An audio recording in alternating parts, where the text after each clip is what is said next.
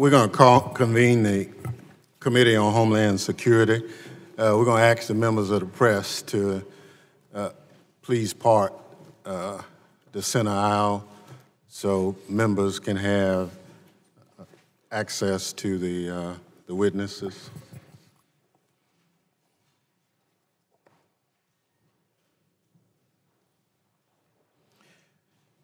The committee is meeting today to receive testimony on global terrorism threats to the homeland, part 2. Good morning. The committee, as I indicated, is meeting to hear from 4 expert witnesses on where we are as of this date with threats to the homeland. This committee was created in the aftermath of the terrorist attacks of September 11, 2001. Since the establishment of the Department of Homeland Security, the committee has focused on ensuring the department is fulfilling its mission to secure the homeland. I take this responsibility seriously, as has every chairman of this committee. This is why it has been the committee's practice to hold a hearing to assess global threats to the homeland and evaluate the federal government's efforts to confront them. Congress and the American people deserve to hear about the threats we face directly from the official charged with our nation's security. Today, I'm deeply concerned about the state of the Department of Homeland Security.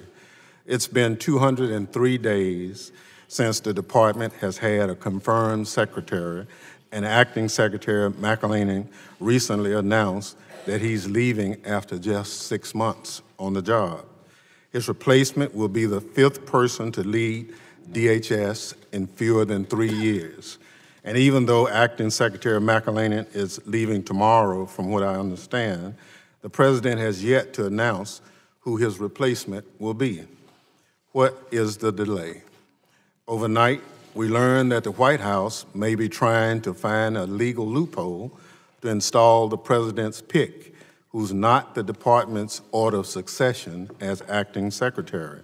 This is completely unacceptable, and such a decision would raise serious constitutional questions. Also unacceptable is the fact that the Transportation Security Administration's administrator has been dual-hatted as acting Deputy Secretary of Homeland Security for the last 6 months. TSA Administrator and Deputy Secretary of Homeland Security are not part-time jobs. They each require someone's full attention. Beyond the Secretary and Deputy Secretary, 11 components and offices within DHS are operating with acting leaders.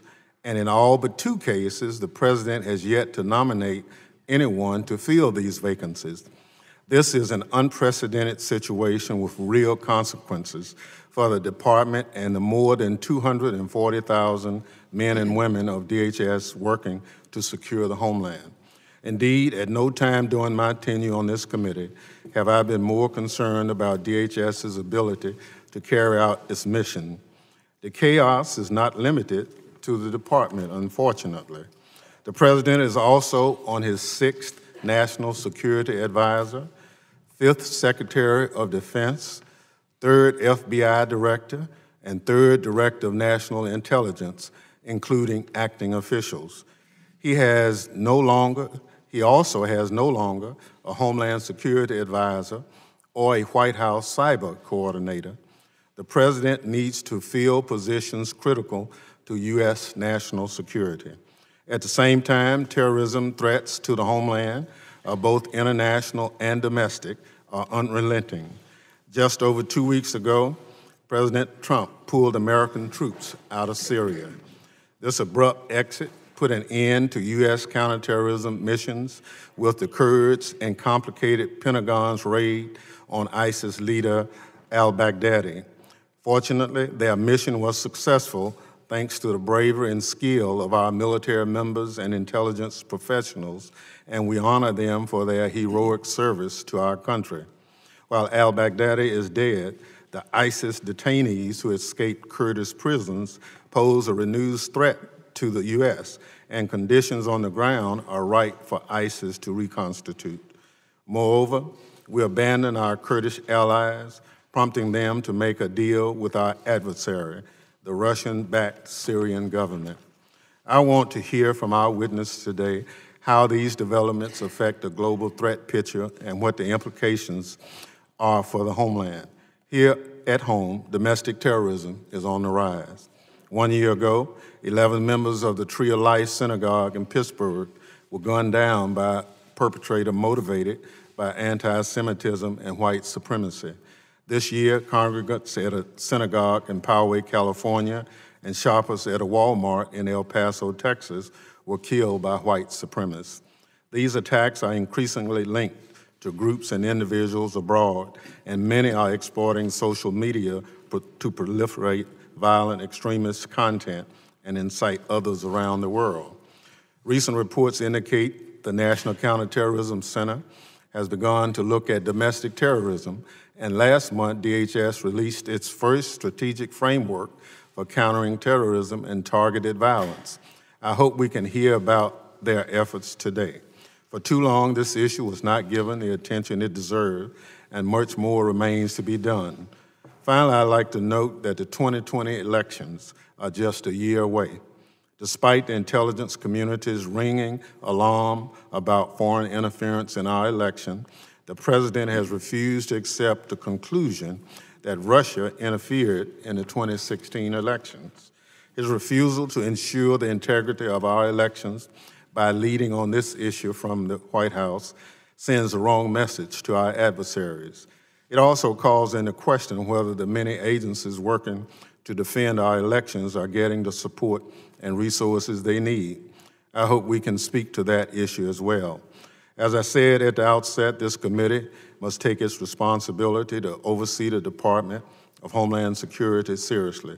The security of the homeland is at stake, and our constituents expect no less. I look forward to the witnesses' valuable testimony and members' important questions today. The chair now recognizes the ranking member of the full committee, the gentleman from Alabama, Mr. Rogers, for an opening statement. Thank you, Mr. Chairman. And I want to thank all the witnesses for taking the time to be here today. I especially want to point out Acting Secretary McCleenan, and I'm pleased that you came today. Our committee deserves to hear from you as the head of the Department of Homeland Security. As tomorrow's your last day at the department, I want to thank you for your years of service. The 9/11 attacks motivated you to serve our country. Your patriotism cannot be questioned. I wish you Godspeed in your next adventures. Director Ray, Acting Director Travers, and Undersecretary Glaway, thank you all for taking the time to come here. I know it takes time to prepare for these, and it's inconvenience, but it helps us do our jobs better. Mr.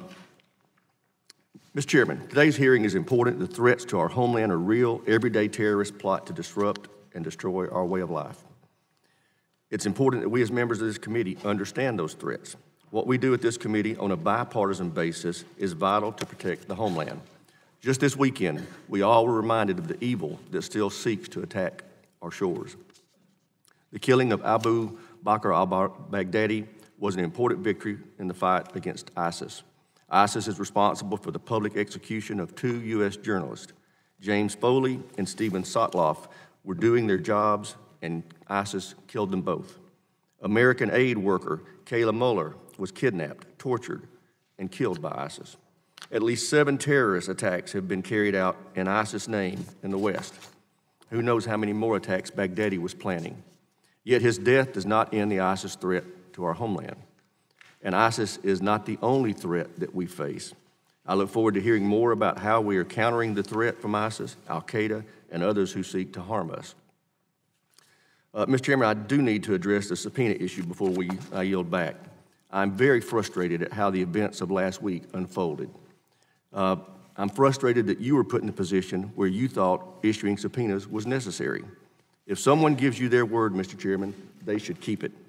I would like the same respect. We have committee rules that need to be followed, and you gave me your word in a colloquy that we would work together on subpoenas. None of that happened this time around. Just 2 months ago, we jointly issued a subpoena for Jim Watkins of 8chan. I've been willing to engage with you in the subpoena process. I've been with you every step of the way to defend this committee's mission and oversight responsibilities. But the rules exist to protect the rights of the minority in this body. You now know that from your time in the minority. Rule 12 and our agreement requires us to speak beforehand. We sat in these same chairs for a markup last week about 24 hours before you issued the subpoenas. You didn't say a word about them.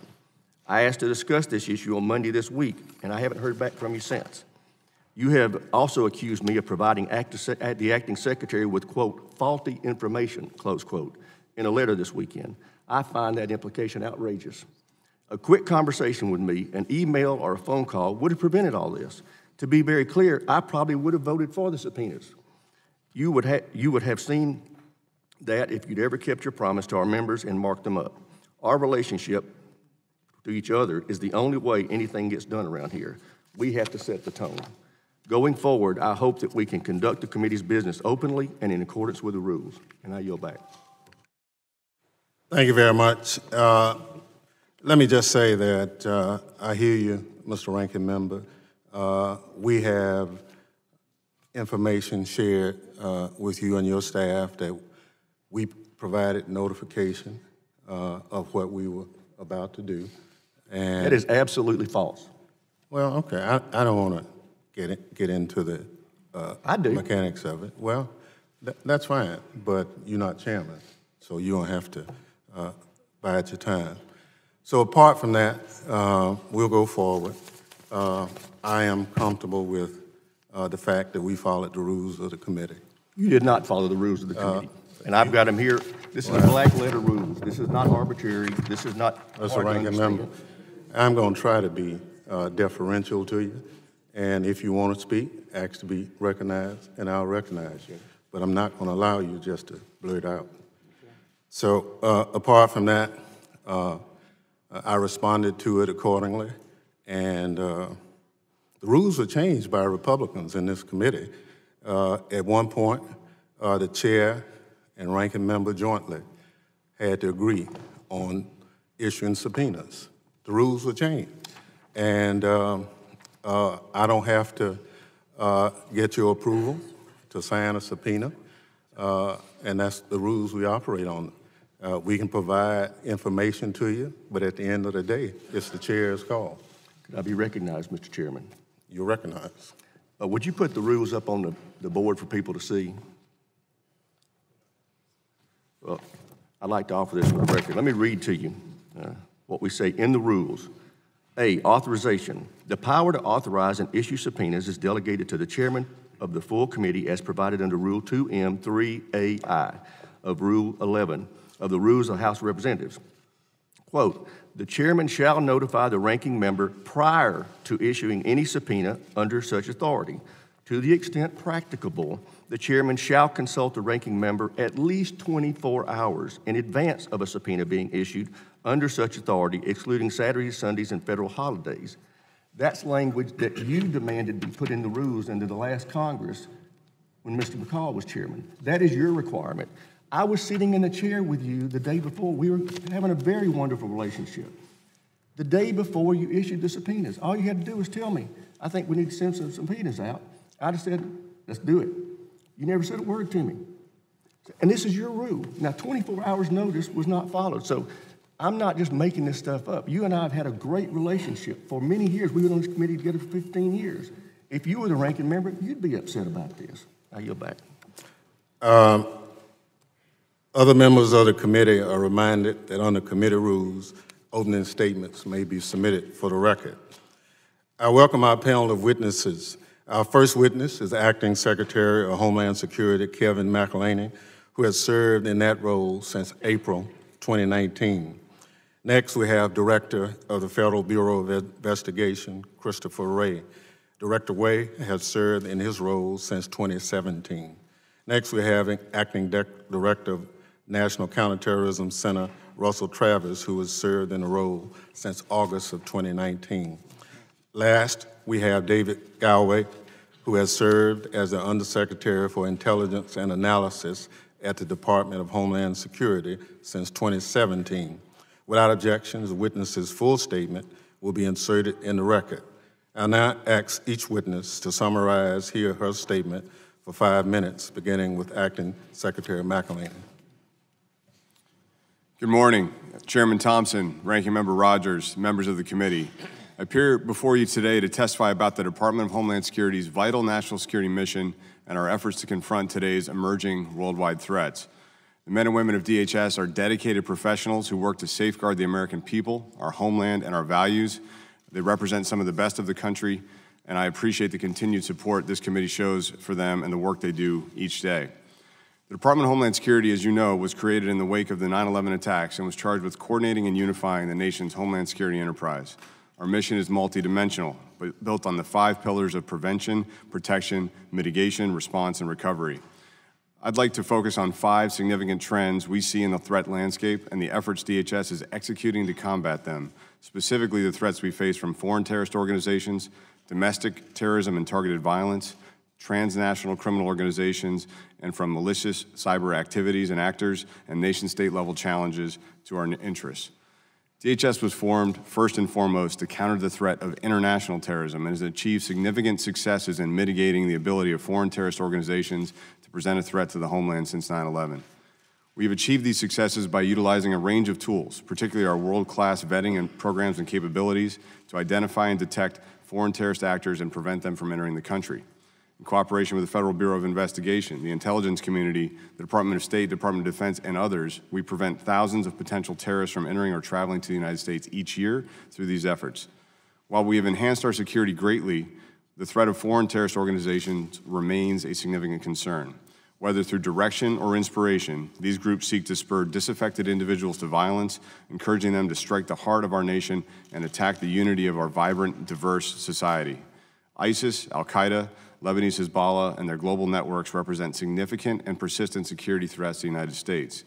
We must work to ensure aggressively across government and with our international partners that we are doing everything we can to pressure and disrupt these organizations and their efforts to target the United States homeland. One of the most significant emerging threats over the past years has been domestic actors' adoption of terrorist techniques to inspire and direct individuals, often via the internet, to carry out acts of terrorism and targeted violence.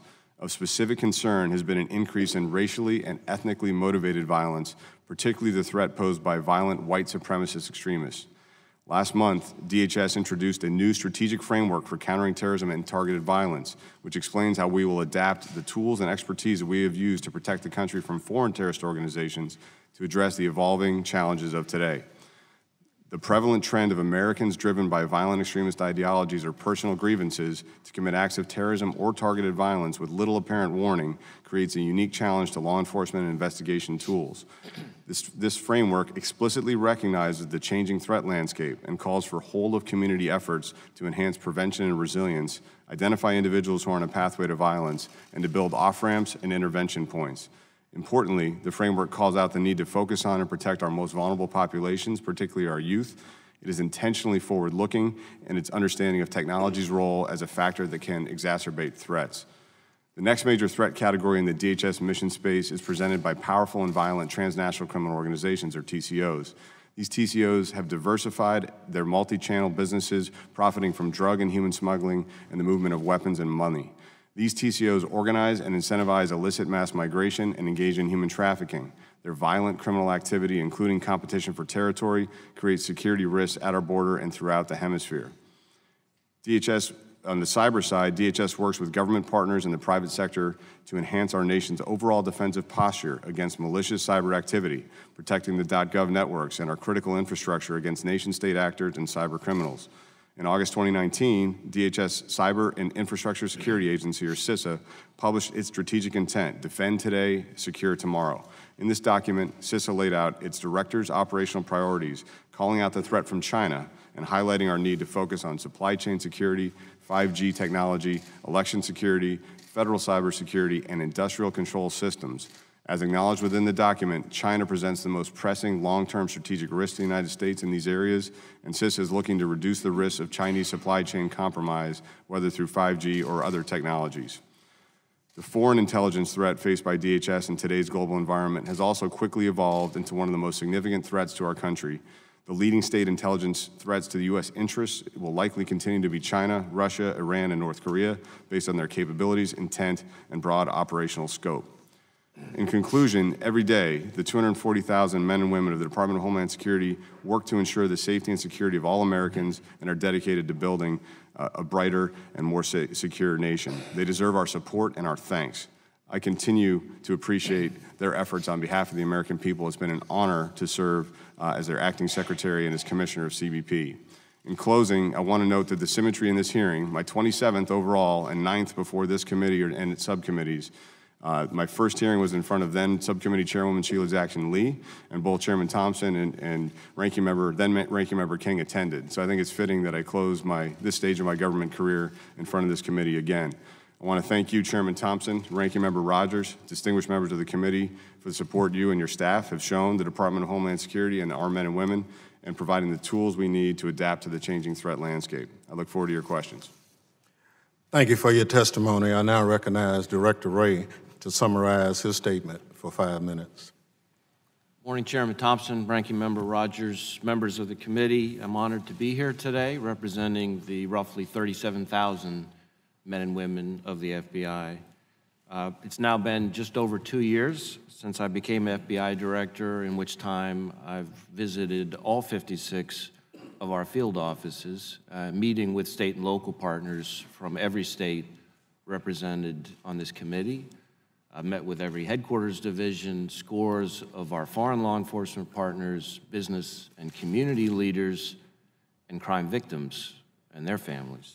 And those interactions have given me a much better sense of what we're up against. Quite frankly, the threats out there aren't the same from a decade ago. They're evolving in scale, in impact, in complexity, in agility, and the FBI is moving forward to meet those threats head on. In fact, over just the past 6 or 7 months, the FBI has thwarted or disrupted terrorism-related plots, both domestic terrorism and international terrorism. Our joint terrorism task forces have made arrests in at least 2/3 of the states represented on this committee just since April. And that's not including all of our hate crime arrests and all the other kinds of important work that we do. So preventing terrorist attacks continues to be the FBI's top priority, even as we recognize our country's important recent achievements with the death of al-Baghdadi and our fight against ISIS in the Middle East. We know that we have to stay vigilant against the threat both overseas and here at home. We're also laser focused on preventing attacks by those already in the United States, people inspired by foreign terrorists, what we call the homegrown violent extremists. Often lone actors, these are folks inspired by foreign ideologies, but who self-radicalize largely online through websites and encrypted messaging platforms rather than in some remote training camp or cave. We're also keenly focused in today's world on the threat of domestic terrorism, attacks carried out by people inspired by a variety of violent extremist ideologies. I'm talking about everything from anarchist groups to racially motivated violent extremist groups. Again, these are threats that began mostly online. Terrorism today moves at the speed of social media. To confront these threats, we're working closely with our federal, state, and local law enforcement partners and reaching out to the communities we serve. And our efforts are paying off. But these cases present unique challenges, in part because in this country, we don't investigate a person just because of his or her beliefs. And these people, like the homegrown violent extremists I was referring to a minute ago, can also move very quickly with little warning from espousing radical views to attack. And I can tell you, after having personally walked through the crime scene at the Tree of Life Synagogue and having visited the teams from the mass shootings both in El Paso and in Dayton, that this threat is never far from our minds and is a focus across the FBI. The major threats we're focused on today are too numerous to mention in my opening, but I look forward to answering questions about a number of them as I respond to your questions. In particular, on the cyber front, we see a wider than ever range of actors, attack methods, and targets, including things like sophisticated ransomware attacks on municipalities and critical infrastructure. It's a threat that we're meeting by partnering with the victims with state and local authorities, and in particular with our federal partners, especially DHS and other agencies. On the counterintelligence front, we're especially focused on China. They're using an expanding set of non-traditional methods, blending both lawful and unlawful techniques. So on the one hand, to come after the United States, on the one hand, you've got things like corporate acquisitions, funding of research, but then woven into those, you have cyber intrusions, stealing trade secrets, and a whole variety of supply chain threats. Even as I sit here today testifying before this committee, the FBI has over 1,000 investigations involving attempted theft of US-based technology that lead back to China, involving nearly all 56 of our field offices and almost every industry and sector. So this is not just a big city problem, it hits the heartland. The men and women of the FBI dedicate themselves every day to keeping the American people safe, and I want to thank this committee for your support for our FBI workforce. I can tell you it makes all the difference in the world to our hardworking agents, analysts, and professional staff, both all over this country, but also around the world. So thank you again for the opportunity to appear before you today. Thank you for your testimony. I now recognize Acting Director Travers to summarize his statement for 5 minutes. Chairman Thompson, Ranking Member Rogers, members of the committee, it's a privilege to be here to represent the men and women of the National Counterterrorism Center. In the years since 9/11, the U.S. counterterrorism community and its many partners have achieved significant successes against terrorist groups around the globe. Perhaps most importantly, coalition operations against ISIS in Iraq and Syria deprived the group of its so-called caliphate. But in addition, ongoing CT efforts across Africa, the Middle East, and South Asia continue to diminish the ranks of Al-Qaeda and ISIS, removing dozens of experienced leaders and operatives every year. And interagency efforts at home to enhance our defenses here have resulted in continued progress in safeguarding the homeland from terrorist attacks. There is indeed a lot of good news, but we need to be cautious because challenges remain. I'm going to focus on just 3. First, military operations have bought us time and space as we address a terrorist global threat. But the diverse, diffuse, and expanding nature of that threat remains a significant concern. After 9/11, we were primarily focused on the threat emanating from a single piece of real estate along the Afghan-Pak border.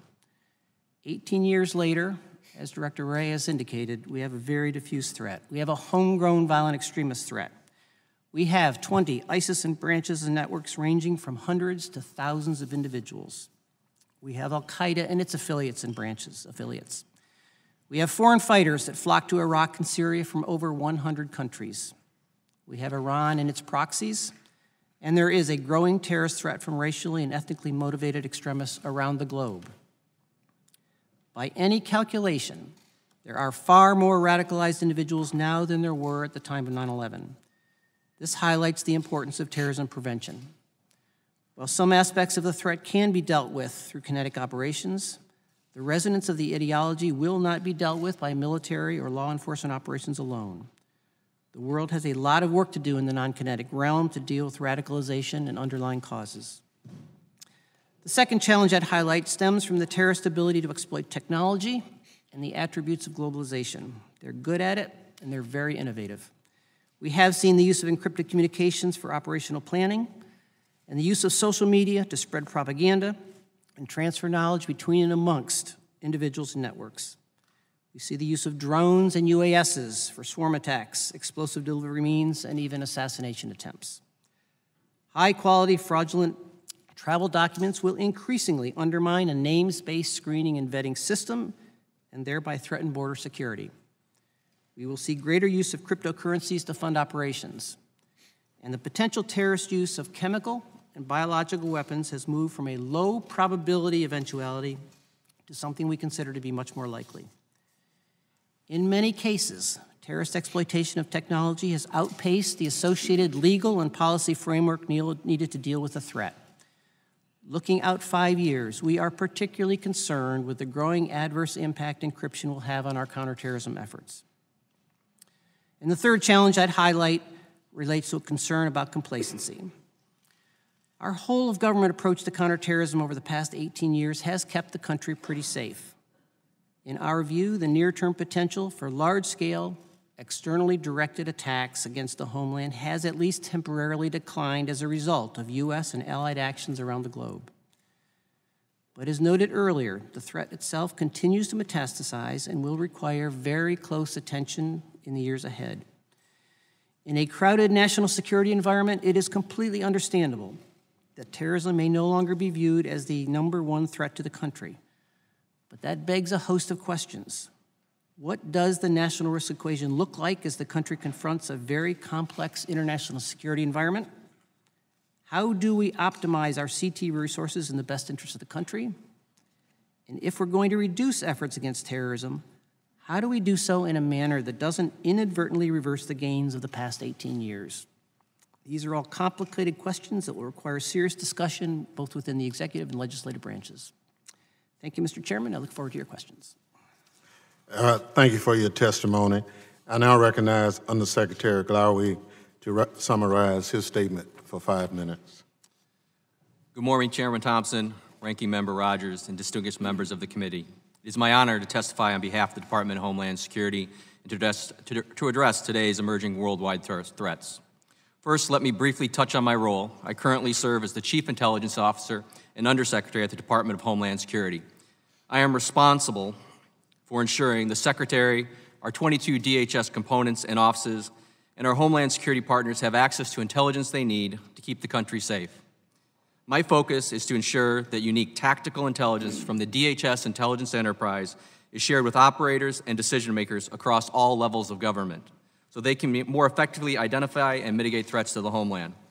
My office, as well as the rest of the U.S. intelligence community and our law enforcement partners, generate intelligence that is unbiased, based on sound analytic judgments and tradecraft that meet the U.S. intelligence community standards.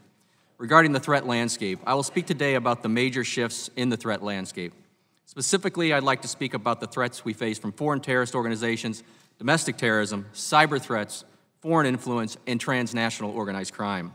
Underpinning these threats is increasing adversarial engagement from nation-states such as China, Russia, and Iran. Regarding domestic terrorism and targeted violence, I want to address one of the most pervasive threats we face in the homeland, which is the threat from targeted violent and mass attacks. Regardless whether it's considered domestic terrorism or a hate crime, there is no moral ambiguity on this issue. The extremists are often motivated by violent ideologies or perceived grievances, often targeting race, ethnicity, national origin, religion, sexual orientation, gender, and gender identity. We are focused on identifying the behaviors and indicators that are indicative of an individual at risk of carrying out targeted violence or mass attacks so that we can appropriately identify and mitigate any violent act before it occurs. My past experience as 24 years as a police officer and special agent and part of the first responder Metropolitan Police Department to the Columbine attack has made me uniquely postured to be a witness for you today. My firsthand experience has shaped my approach to dealing with this type of violence. Foreign terrorist organizations remain a core priority of DHS's counterterrorism efforts, and we continue to make substantial progress in our ability to detect and mitigate the threats that these groups pose. ISIS, Al-Qaeda, and returning foreign fighters represent significant, persistent, and long-term national security threats. Cyber threats and emerging technologies. Cyber threats remain a significant strategic risk for the United States, threatening our national security, economic prosperity, and safety. Nation-states and cyber criminals are increasing the frequency and sophistication of their attacks and other malicious cyber activity. Regarding foreign influence, the foreign influence threat has quickly evolved into one of our most significant threats to our country in decades. U.S. adversaries, including Russia, China, Iran, and North Korea, and other strategic competitors will use online influence operations to try to weaken democratic institutions, undermine U.S. alliances, threaten our economic security, and shape our policy outcome. Regarding transnational organized crime, transnational criminal organizations have a destabilizing effect on the Western Hemisphere by corrupting governments, by corrupting government officials, eroding institutions, and perpetuating violence. They profit from a range of illicit activity, including human smuggling and trafficking, narcotics, extortion, and kidnapping. Transnational criminal organizations are motivated by power and money and have little regard for human life. They continually adjust their operations and supply chain to avoid detection and interdiction by law enforcement, and like legitimate businesses, are quick to take advantage of improved technology, cheaper transportation, and better distribution methods. In many ways, they are operating like a sophisticated intelligence organization. And with that, I want to close, and I want to thank you for the opportunity, and also, on behalf of the men and women of the Department of Homeland Security, the honor to testify before you today. Thank you. I thank all the witnesses for their testimony. I remind each member that he or she will have 5 minutes to question the panel. I now recognize myself for questions. Mr. Secretary, during your tenure here with the committee, were you provided all the resources you needed to do your job? I think the Department of Homeland Security has received strong support from Congress in a bipartisan fashion across multiple budget years and multiple administrations. We've used that funding and those resources to increase our security effectively across programs from the IT side, the intelligence side, the operational side, and both our border security and our international partnerships. Are there more resources we could use? Certainly, there always are. I don't think you'll ever meet a law enforcement leader who will say they have all the resources they need. But I do think we've been able to communicate our requirements and receive broad bipartisan support over my career. So if you had, what resources you don't have that could give us a greater grasp on the terrorist threat to the homeland? On the counterterrorism side, one of the things that we've requested in this budget cycle, and actually called you, Mr. Chairman, and other leaders on the appropriation side back in May to look at a resubmission of our grant capability so that we could focus on supporting efforts against domestic terrorism and targeted violence and readiness around the country, so we could identify opportunities to move people off a pathway to violence and address their concerns and their disaffection early in that process. That's $17.5 million we requested. It's in the Senate mark for our appropriations.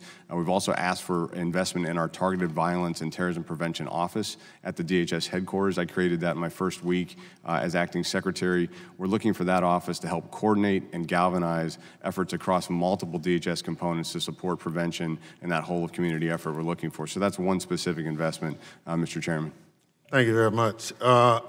One of the issues that, in light of what you have talked about, is this whole issue of domestic terrorism.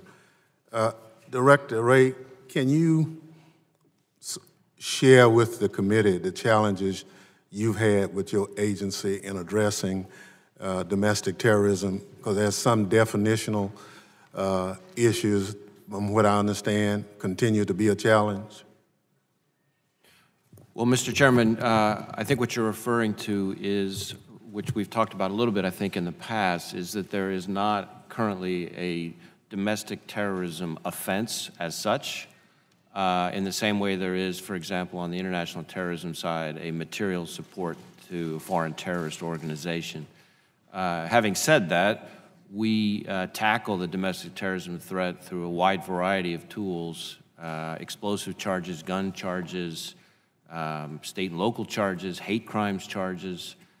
So we use a lot of different tools to go after it, and our folks have been pretty resourceful with our partners in making sure that we don't let anybody get away with it. We had, I think, 107 domestic terrorism arrests in fiscal year 2019, which is about the same number, a little less, but about the same number as our IT, our international terrorism arrests. So, of your issues that you are addressing here, have you put a percentage on of the cases you investigate, how many of them are strictly addressing domestic terrorism? Do you see it on the rise? We see a couple of things. We see domestic terrorism as a persistent, evolving threat. We've typically had about 1,000, and it fluctuates from time to time, but it tends to be about 1,000, sometimes closer to 900, sometimes a little over on the domestic terrorism side. The number hasn't dramatically changed, but it's made very troublingly consistent. Certainly the most lethality in terms of terrorist attacks over recent years here in the homeland has been on the domestic terrorism side.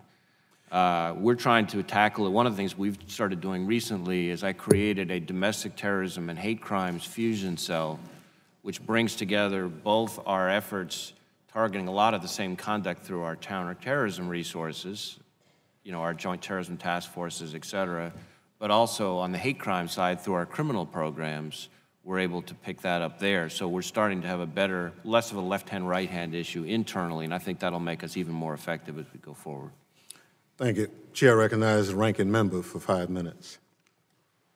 I'd like to ask any of the panel that want to take a swing at this. When we look at the deaths of al-Baghdadi and Mujahir,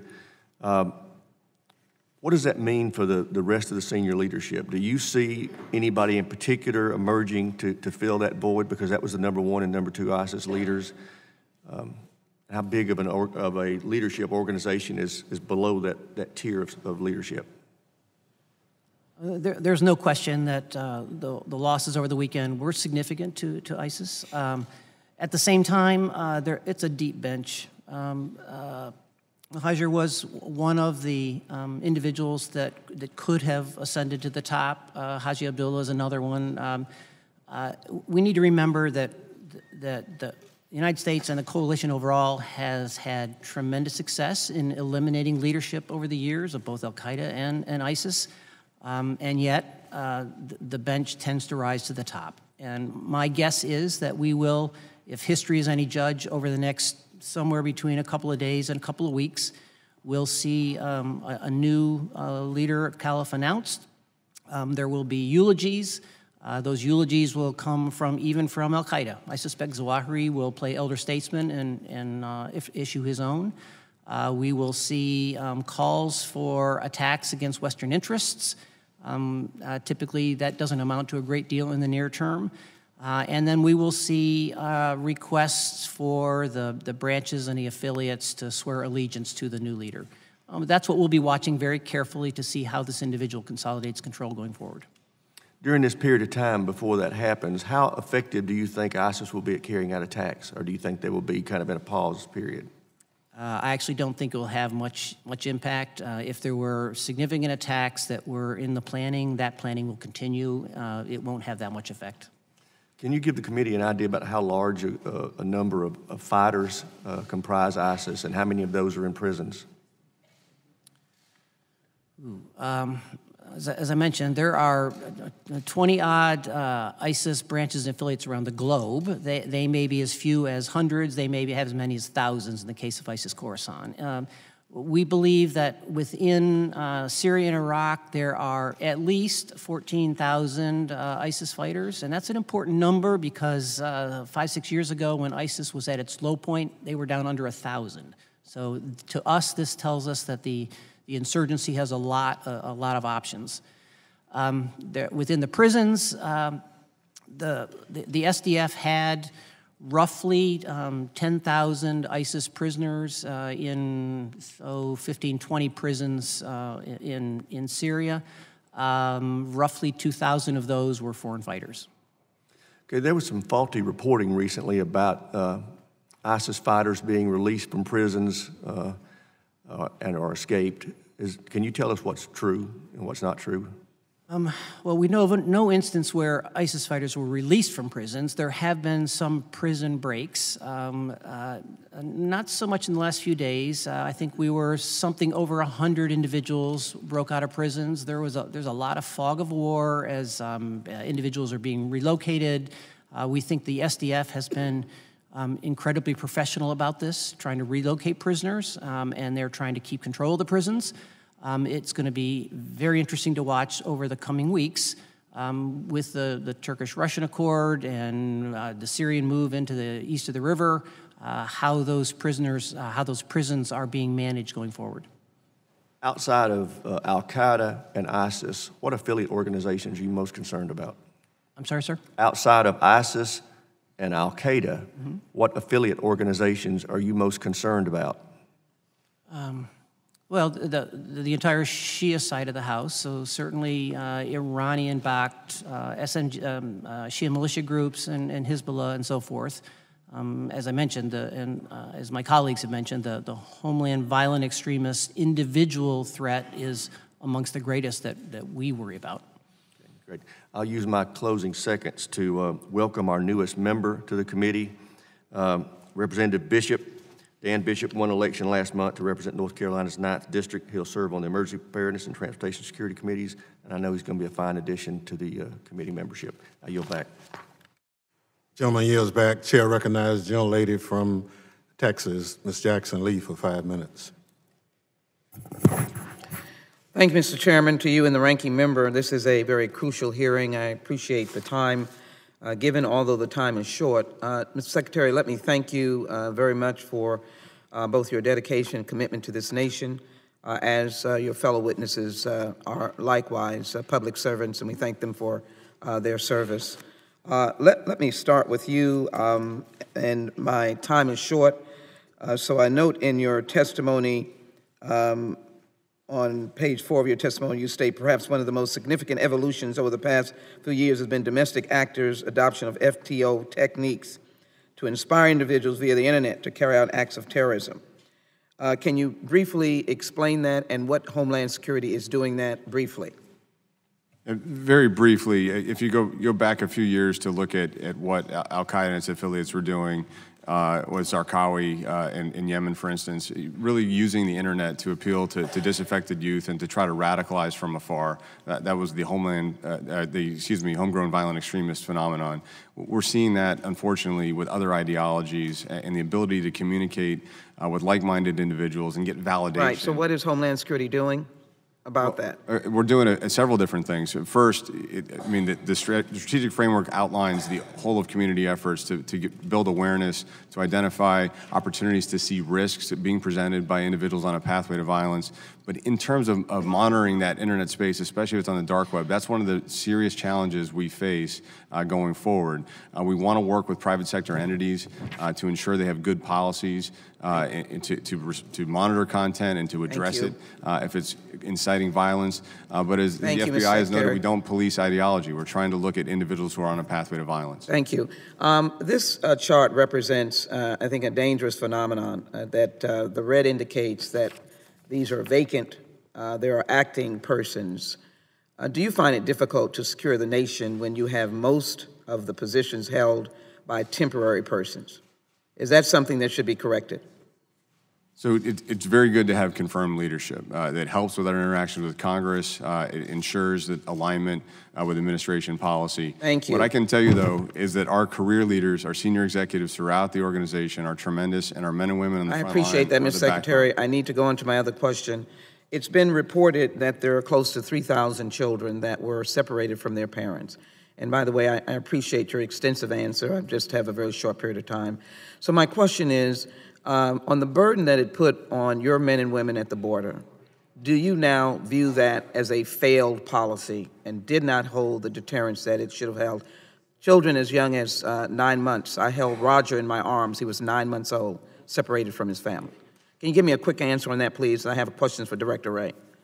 Respectfully, Congresswoman, I have testified several times on this. I've spoken publicly in media and press on this issue. It was an effort to prosecute people violating the law. We lost the public trust with that effort, and the President was right to end it. Director Wray, I take that as that it was a failed policy, but I thank you very much for your service. Director Wray, let me quickly, I was at a meeting last evening dealing with biologic threats of smallpox or Ebola being used by terrorists. Can you tell me what work the FBI is doing on this very difficult act of terrorism that might impact the American people, number one? Number two, a specific question dealing with two individuals that are unidentified being sought by police for their assault of an unarmed black man in Charlottesville. These individuals are still at large. I'm wondering if you're aware of them and whether the FBI is engaged with trying to find these individuals involved in the Charlottesville. Would you please answer those questions, please? Just taking your second question first, I'm not, at least sitting here right now, familiar with the specifics of that matter, but I'm happy to take the information from I'd appreciate it. I'll give it to you. Thank you.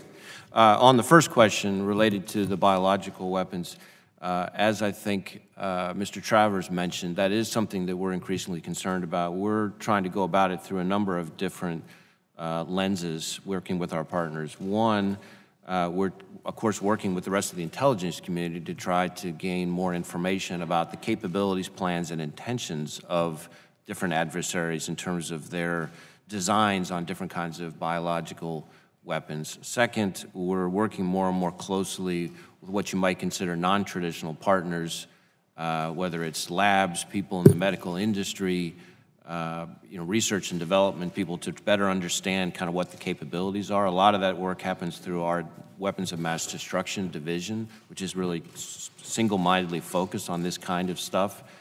And then, of course, we have our Joint Terrorism Task Forces, which have investigated a number of attacks, and they're always on the lookout for information there where we see any indication that a particular subject is looking into that kind of weapon.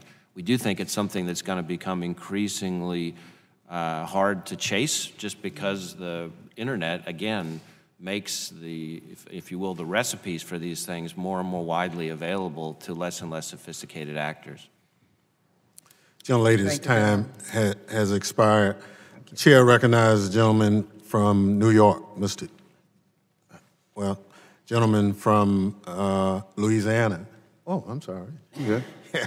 How could you forget? My God. Yeah, well, I was when you're saying past New chairman, York, you're all but forgotten, I know. yeah, well, recognize the gentleman from New York for 5 minutes, Mr. King. Thank you, Mr. Chairman. I appreciate that. First of all, Secretary McClain, thank you for your service. It's been truly outstanding in some very difficult times. I really admire and appreciate that.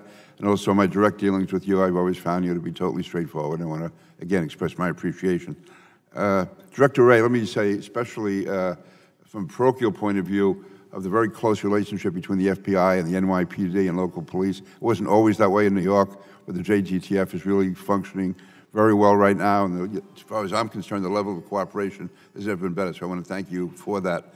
On some of the specific questions, Mr. Travers, you mentioned about the fog of war. We're not certain exactly how many ISIS prisoners may have escaped. Once that fog of war clears, and hopefully soon, what are our plans to get a reading on those 100, the chances of them going to Europe and coming to the United States, or any attempt to make them part of, them to be part of any coordinated effort against the United States? How soon do you think we'll know how many escapes, where they are? Are we working with our foreign partners, European partners especially, to track them going back into Europe? So we've spent a great deal of time trying to work with the SDF over the past couple of years on biometrically enrolling individuals so that we can, as Acting Secretary McClain indicated, ensure that our vetting processes are such that individuals can't come to the United States. I'm actually feeling pretty confident, certainly on the foreign fighter issue. That one's been worked very hard because over the last couple of years, there was a concern about trying to get European countries to repatriate. We haven't had a lot of success. And so we got somewhat fatalistic that we would eventually be seeing some of these individuals long before the Turkish incursion. And as a result, the ability to catalog who they are and get them into the appropriate databases is, I think, a good thing. The Europeans may have somewhat greater difficulty. They don't screen in the same way we do. The EU processes, while they have improved dramatically since Paris and Brussels, they're still trying to deal with 28 countries. And so the Schengen system, I think it's fair to say, is somewhat more porous than ours. So for us, I think we're in pretty good shape, at least on the foreign fighter problem. For the Europeans, I think they still have some challenges. And again, I would tie those 100 or whatever number it is, escapees into that foreign fighter category. How does that shape that? How does that change the picture? Our expectation is that, the vast majority of the individuals that escaped, more likely than not, were Syrian and Iraqi and will be looking to stay in the region. They will be incorporated into the ISIS insurgency in all likelihood. We could well see them serve as suicide bombers and so forth. I think it is fair to say that where we had the SDF locking down these prisons for a couple of years, the expectation is that we will probably see more releases Just 3-4 weeks ago, we had Abu Bakr al-Baghdadi indicate that in a radio that he wanted to attack both prisons and IDP camps to get people out. I assume that we will see some of that. Those prisons are vulnerable. Director Wray, Secretary McElhaney, do you have any comment on that? I would just add in that, of course, the FBI's had our folks over there doing a lot of this biometric enrollments, and I do think that's an important part of the defense, and so I agree with Mr. Travers on that. We are concerned that some of these folks may exploit the visa waiver program ultimately, and may not be an immediate term threat to us, but over time could find their way in ways that we have to be vigilant about. I would also say that we know that ISIS has started to take advantage of using women in operational planning and trying to recruit youth more and more, some of them in these displacement camps that were in Syria. So it's a little bit hard to gauge, and I know our European partners are very worried about this. Part of a plan by ISIS to try to launch kind of a multi-generational conflict, and that's going to present all kinds of challenges for us and our partners. Secretary McElhaney. Yeah, I agree with both Director Wray and Acting Director Travers. Just two notes. We're working this on the multilateral level with the EU and Europol, both providing our capabilities and reach back to identify threats. I agree with Acting Director Travers on the work in the region. We've been there alongside the FBI and DOD, helping identify people on the battlefield so that we can prevent them from accessing the homeland in the future. But also, on a bilateral basis, we've extended our capabilities, the automated targeting system, global, some of the techniques to identify watch-listed individuals, or even those that present risky travel patterns. We've given that capability to European partners, to Southeast Asian partners, and extensively in the Western Hemisphere. So if individuals do try to travel towards us, we do have layers of international partner capability that will help identify and stop that movement. Thank you all. Again, Secretary, thank you for your service. You go back. Gentleman's time has expired. Chair recognizes the gentleman from California for 5 minutes. Thank you, Mr. Chairman. I want to thank our guests, speakers for being here today. You know, American life is an American life, whether it's in America or outside the U.S. An American soldier is an American frontliner, whether it's a firefighter or a police officer, is an American. So we talk a lot about foreign terrorists and domestic terrorists. And my concern is, are we separating these into silos and treating them independently? I'm hearing stories that we may have domestic terrorists going overseas to the Ukraine, getting trained on ISIS tactics, coming back to the U.S. to prepare to do God knows what. Are we having enough coordination between domestic terrorist operations and international terrorist operations in terms of your defensive capabilities to make sure that we're not missing anything? Mr. Wray. I think you're on to a trend that we're watching very carefully. I know we've had conversations with NCTC quite a bit on this topic.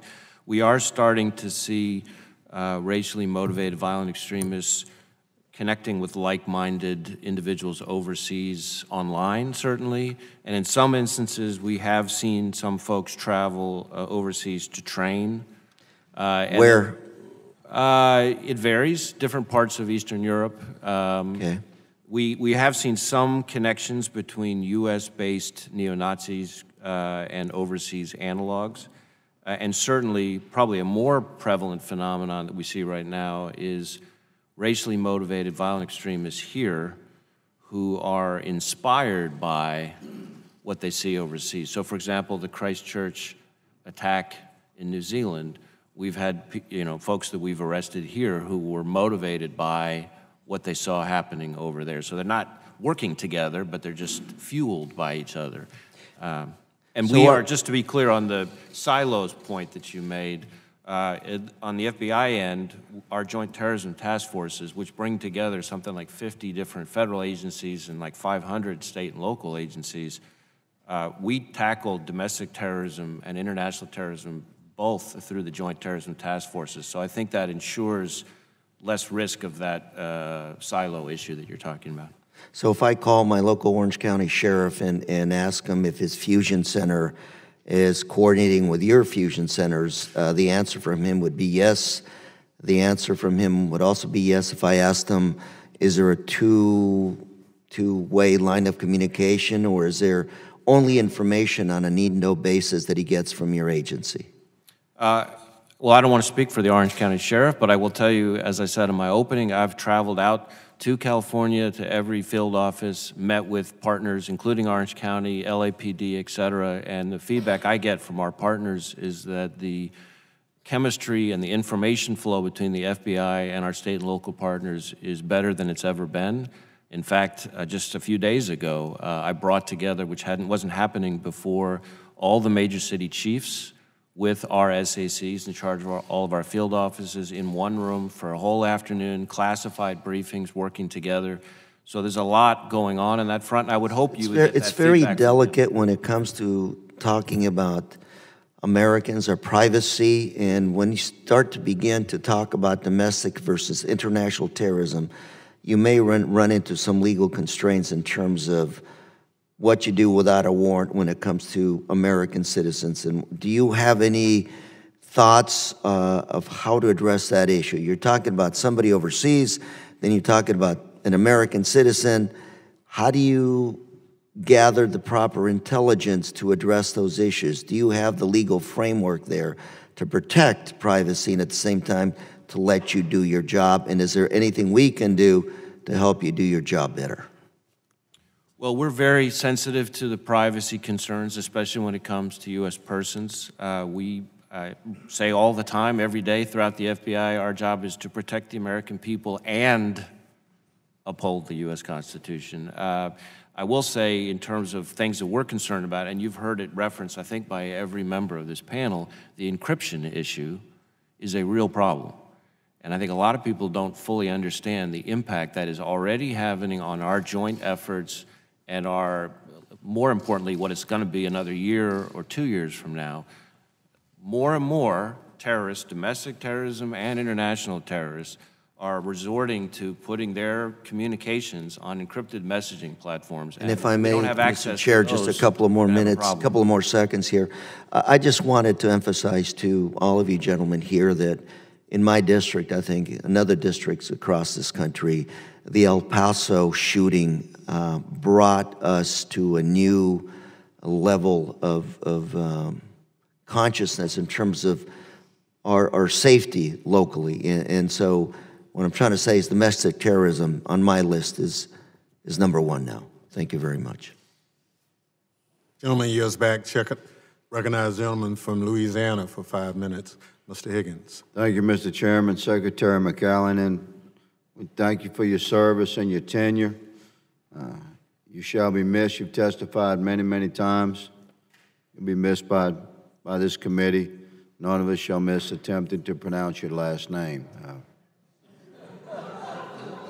Especially if you're from Louisiana. Right. So thank you for your service, sir. I think you reflect the very highest standards of commitment to service to we the people and the law enforcement community, myself included. I certainly recognize your professionalism in very difficult times. Regarding border security and the humanitarian crisis at the border, just to follow up on what my esteemed colleague stated earlier, in my opinion, and the opinion of many Americans, the responsibility for failure primarily lies with Congress, not with the boots on the ground and not with the executive. On June 27th, after many months of delay, the emergency border supplemental to address the humanitarian crisis at the border was finally passed by this Congress. Important missions like providing health and human services funds to carry out programs for unaccompanied alien children, many other very worthwhile investments. Those funds specifically were meant to ensure for unaccompanied alien children that minors received adequate care and services to address the humanitarian crisis at the border. I've witnessed this, as have my colleagues firsthand. So I ask you, sir, since funding was passed, have you seen improved conditions at the border with regard to the humanitarian aid? We've seen dramatic improvements, Congressman. We were able to apply that funding immediately to increase available bed space for unaccompanied children with Health and Human Services. That resulted in a dramatic drop from a peak of 2,700 unaccompanied children in border stations down to now on an average day, it's between 85 and 150. And those children are moving very quickly to a better setting for their care, usually in less than 24 hours. Would you concur that this, of course, is a priority, not just for the Department of Homeland Security, but for us as a nation, as a compassionate and loving nation? There's no question, and the opportunity to provide better situation for families arriving with the new facilities, the 6,000 additional temporary beds that we've provided that are not in Border Patrol, not in police stations, if you will. Thank you for clarifying that. And I bring that up because this committee has a responsibility to move forward the people's business in a bipartisan manner. And I ask you, Mr. Secretary, do you believe that regardless of what party controls Congress, who's in a majority or minority, or who sits in the White House, that focus and funding from Congress on the continuing issues at our southern border, security and humanitarian, would you concur that regardless of politics in this bizarre realm of Washington, D.C., we should, as a nation, focus on improving the conditions at our southern border? I would agree. Thank you, sir.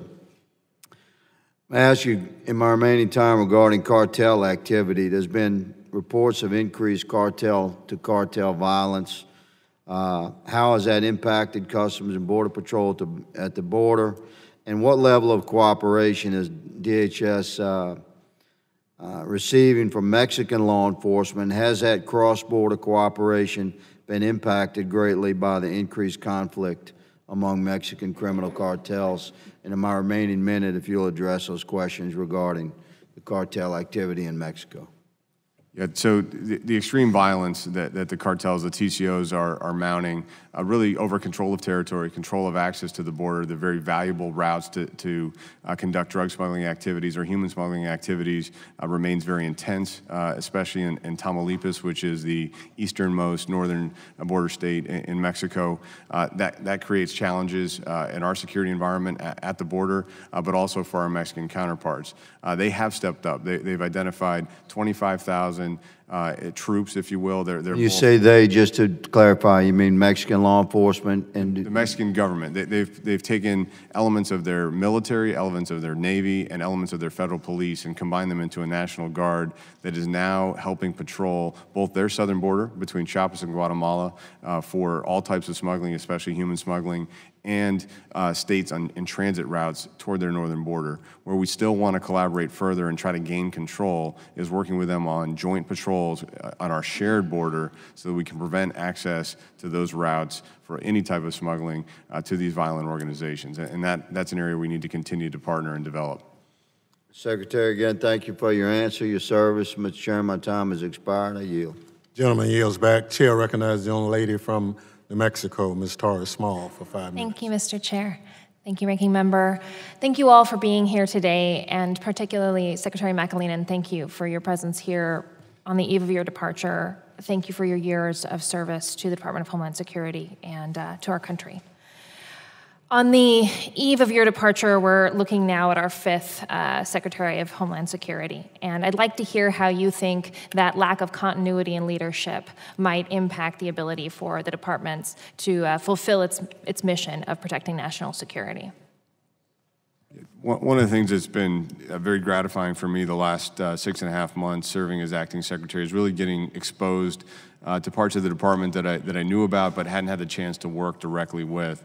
And areas where we've partnered on counter-narcotics or say a response to a natural disaster like with the Coast Guard, but now kind of embedding with them. I spent the night on a Coast Guard cutter 2 weeks ago off the coast of El Salvador, really understanding their mission, their capabilities. Talking with our CISA professionals on how they're looking at the cyber landscape and working with the private sector sector, working with state and local, these 8,800 jurisdictions, counties and townships that are managing elections, thinking about the similarities between how at Customs we work with the supply chain side, how they're working with state and locals.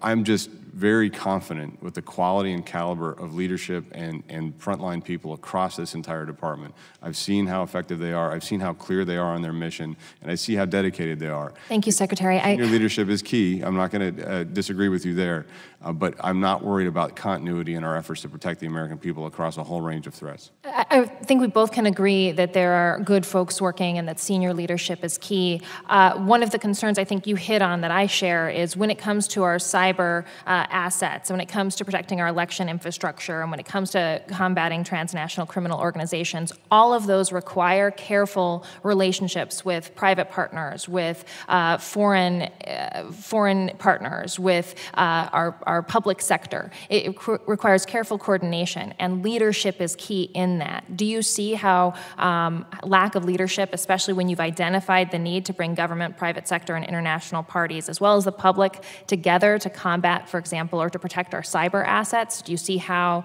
having to go through another secretary could impact our ability to do that? So I focused on three things during my tenure: the border security and immigration crisis, election, cybersecurity, and counterterrorism and domestic terrorism. And one of the things I'm very pleased with is we have very clear strategic intent, strategic framework.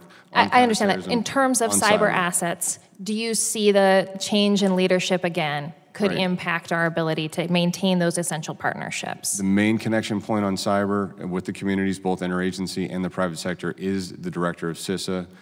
Chris Krebs is in place. He's well respected and regarded and has tremendous relationships that I've seen in action across those areas. I don't think a different secretary or acting secretary is going to affect that progress. Okay, so when it comes to election security, again, the main reason, one of the main focuses is making sure that you're working with foreign partners as well as local election officials, state officials. And given that on the eve of Secretary Nielsen's departure, she sought to warn the president about continuing Russian involvement, do you see a change in leadership as impacting the potential for protecting our election security? I don't. In fact, we, with Director Wray, with the DNI, with Chris Krebs from CISA, with Paul Nakasone, General Nakasone from NSA, we briefed the House in July and the Senate on our joint efforts as a team to address election security from the foreign to the counties and townships. And I think we have a team effort and very clear lanes that we're all working in concert against. And Secretary McAleenan, I don't want to downplay the work that you have done. I just have a fear that some of it will be lost with continuing efforts to protect our election infrastructure. And that's my concern, is that you've expressed a need for this to continue into the work of 2020 for that election cycle. And so do you see that impacting with now having to change leadership, given the large learning curve, the steep learning curve that the next person will have? I don't think so, because of the strength of Director Krebs and our partners across the cyber and election security efforts. Lastly, with transnational criminal organizations and the need to coordinate with federal partners as well as foreign partners to alleviate some of the push factors that we're seeing in the Northern Triangle.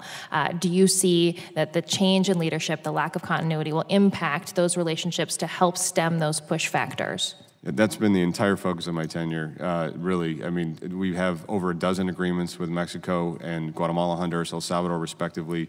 We are now executing against those agreements, and I have high confidence with our international affairs team and our operators that we'll be able to maintain that momentum. So it's been the main focus with you as secretary to do that work, and now you're having to leave, and someone else will have to face that learning curve. Well, the agreements are in place, and we're actually executing and operating against those agreements. So we don't have to do that frontline diplomatic effort again. So I do think we have momentum in place and the layers that we need to continue to make progress. Thank you, Secretary. I yield my time. Gentlelady's time has expired. Chair recognizes gentleman from Texas, Mr. Taylor, for 5 minutes. Yeah. Green was here. Thank you, Mr. Chairman. Appreciate that. Appreciate this hearing. I think this is important. I just wanted to shift toward the Department of Homeland Security. Appreciate your leadership there.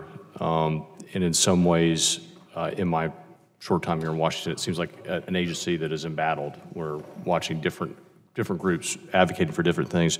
One of the things I've been most surprised by is the advocacy for disbanding Department of Homeland Security. And certainly, it almost goes without saying that that is bad for morale when members of Congress are advocating to get rid of the entire Department of Homeland Security. Mr. Secretary, how would you respond to someone who says that we do not need a Department of Homeland Security? I guess fundamentally I would say that they don't understand how the department has matured and evolved to work in a cohesive manner to address the threats we face. I think it's an essential part of our Homeland Security fabric and enterprise. The synergy that we've developed across operating components with our intelligence and analysis directorate, with state and local partners, with international partners, that is because of the multi-mission capabilities that we bring, the authorities that are unique, the opportunity to have both civilian and military service with Coast Guard under our umbrella. All of that is integral to protecting the homeland across the variety of threats that I outlined in my opening statement. And then in addition to threats, you also have FEMA, which is the ability to respond. You have Coast Guard, which now deals with threats, but also responds to natural disasters. I will say that I have not heard a member of this committee who seemed to have more expertise and understanding of what it is that goes into what you do, and appreciation that while we may disagree on how you're doing it or the complexity of how you do it, we can all agree that certain things need to be done. Whether it's a disaster response or securing the border or having an immigration system that's orderly. And so I just want to let you know that I don't think that we should be getting rid of the Department of Homeland Security. And I'm somewhat taken aback with the suggestions from some of my colleagues that that's an idea. But again, I haven't heard that on this committee. I know that during your questioning, you were cut off a couple times. Is there anything you wanted to add or you felt like you hadn't had a chance to express at this point, Mr. Secretary? Nothing to add right now, thank you. All right. Director Wray, just shifting over to your job, it seems like you're able to police into people that are inspired by international terrorist organizations, that's easier to do because there's some web of ideology that you're able to integrate into, whereas homegrown violence seems to be a little bit more difficult to police. Can you talk about, is that a correct perception?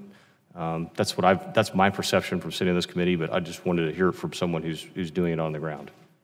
I think you're correct, Congressman.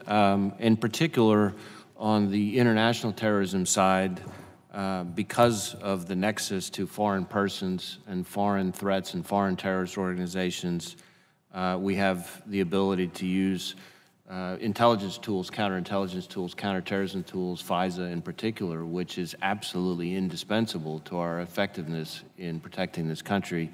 We, of course, don't have that in a purely domestic terrorism context.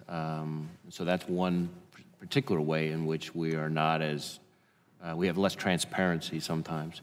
But I will say, in general, the domestic terrorism threat is increasingly, as I think Mr. Travers used the term, diffuse.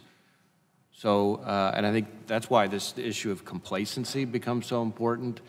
You know, the post-9/11 era of sleeper cells, well-structured, very disciplined, massive, large-scale attacks, that's still out there, but we've moved into this world where you have terrorists, including domestic terrorists, who aren't really that organized, who are, you know, some people use these terms lone actors, I do sometimes, but a lot of times they're communicating with each other in a more informal way, online or in some other way, inspiring each other. And the lack of a structure makes it more challenging for us, for example, to get human sources or undercovers inserted. If there's no organization to insert somebody into, that's a challenge. So that's part of the different nature of the threat. Sure, and I guess with my closing seconds, I would just like to thank the men and women of the FBI for what they do for our country. I'm incredibly grateful, particularly for your counter-corruption efforts and what you have done to keep this country on the level in terms of government. It has been depressing to me to watch how states are so unable to police themselves in terms of corruption among. And I'm very grateful for the people of the FBI that really provide that level of policing, and they are really just a mission-critical thing for our democracy. So I'm grateful for your service and the service of the men and women that you serve. Mr. Chairman, I yield back. Thank you, gentlemen. The time has expired. For everybody concerned, we're trying to get the temperature adjusted a little bit. Just, I just kind of look at everybody, and they kind of drawn up.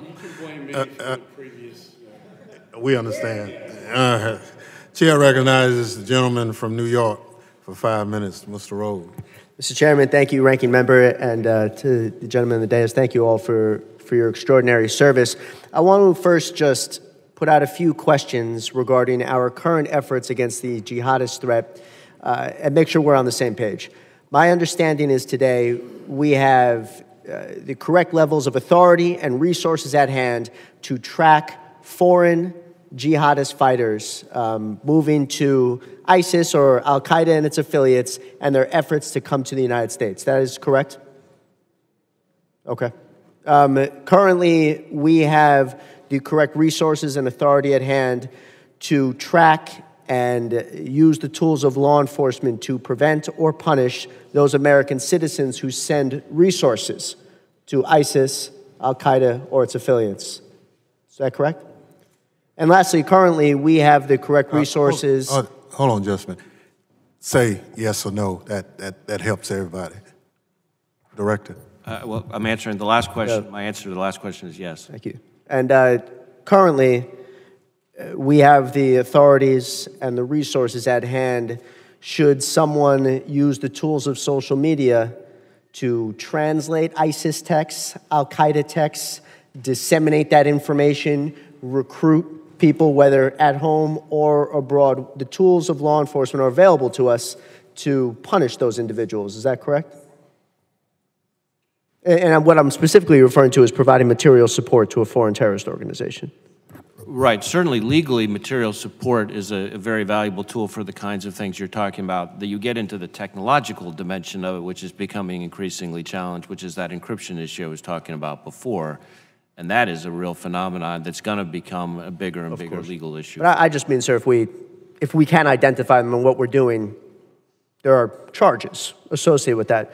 Now, you all described, each in your own separate way, this domestic terrorism threat that we are facing today, white nationalism, white supremacist threat that we are facing as transnational in nature and mirroring many of the tools of ideological persuasion that the jihadist threat has used for the last 25, 30 years or more.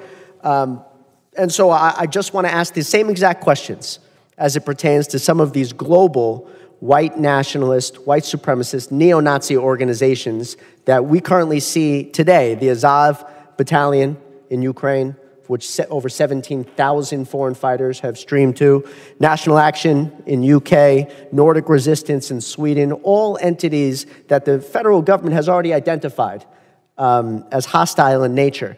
Do we currently have the authority and resources in place to track who has gone to these entities to train and work with them and to make sure that they are tracked when they come to the United States? Bring it with you, Mr. Secretary. So that's one of the things we emphasize in our strategic framework, that for DHS, our operational effectiveness and our authorities really apply to that border and cross-border movement of people, goods, money. It's a simple question, Mr. Secretary, and again, with respect to your service, someone goes and trains with the Azov Battalion. Right.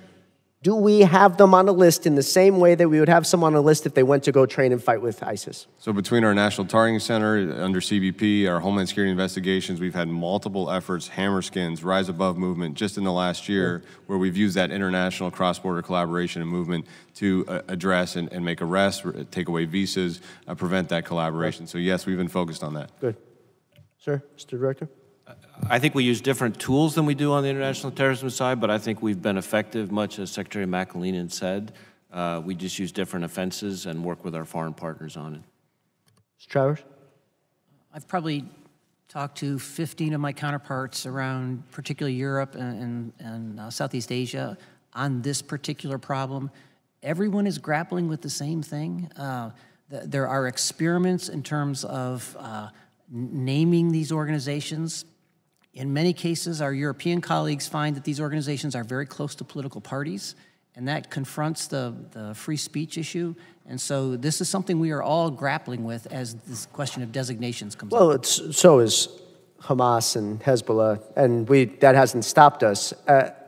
My larger question here is that do we need to consider designating some of these entities as foreign terrorist organizations, or is the current policy of the United States of America that we only designate Muslim organizations as FTOs. If a white nationalist organization fits the criteria of an FTO, as I believe these do, should we consider designating them as such so you have the broad-based authorities you currently do to fight ISIS, Al-Qaeda, and its affiliates? Designations is not an intelligence community function. It belongs to the State Department. Is that all of your answers here? That this is the State Department's purview? Designations is a purview of the State Department, yes. But wait, and I understand that my time is running out. My question is that would this assist you? Because I'm sure if we took away the FTO designation for other terrorist organizations, you would protest. You would object to that. We would find that very operationally problematic, yes. I will say that I'm sure, as Secretary McAleenan said in response to a different question, we can always use more tools, right? You're never going to find a law enforcement or intelligence professional that wouldn't like more tools. And I can imagine situations where what you're describing would be very helpful for us to have as a tool. I will also say, though, that more and more, and I referenced this in my opening statement, more and more the biggest threat we face here in the U.S. is these, whether it's domestic terrorism like white supremacists or international terrorism, people who are inspired by jihadist movements, we have these self-radicalized actors here. And so the whole concept of going after organizations, which was a construct that was created about things like Al-Qaeda, Hezbollah, et cetera, is still valid, but the threat that we face right now isn't so much about organizations. And that's why the approach that you're describing might be useful, but I don't think it's going to necessarily hit what we consider the biggest threat that we're facing here. And that's why what Mr. Travers said is so important. Thank you.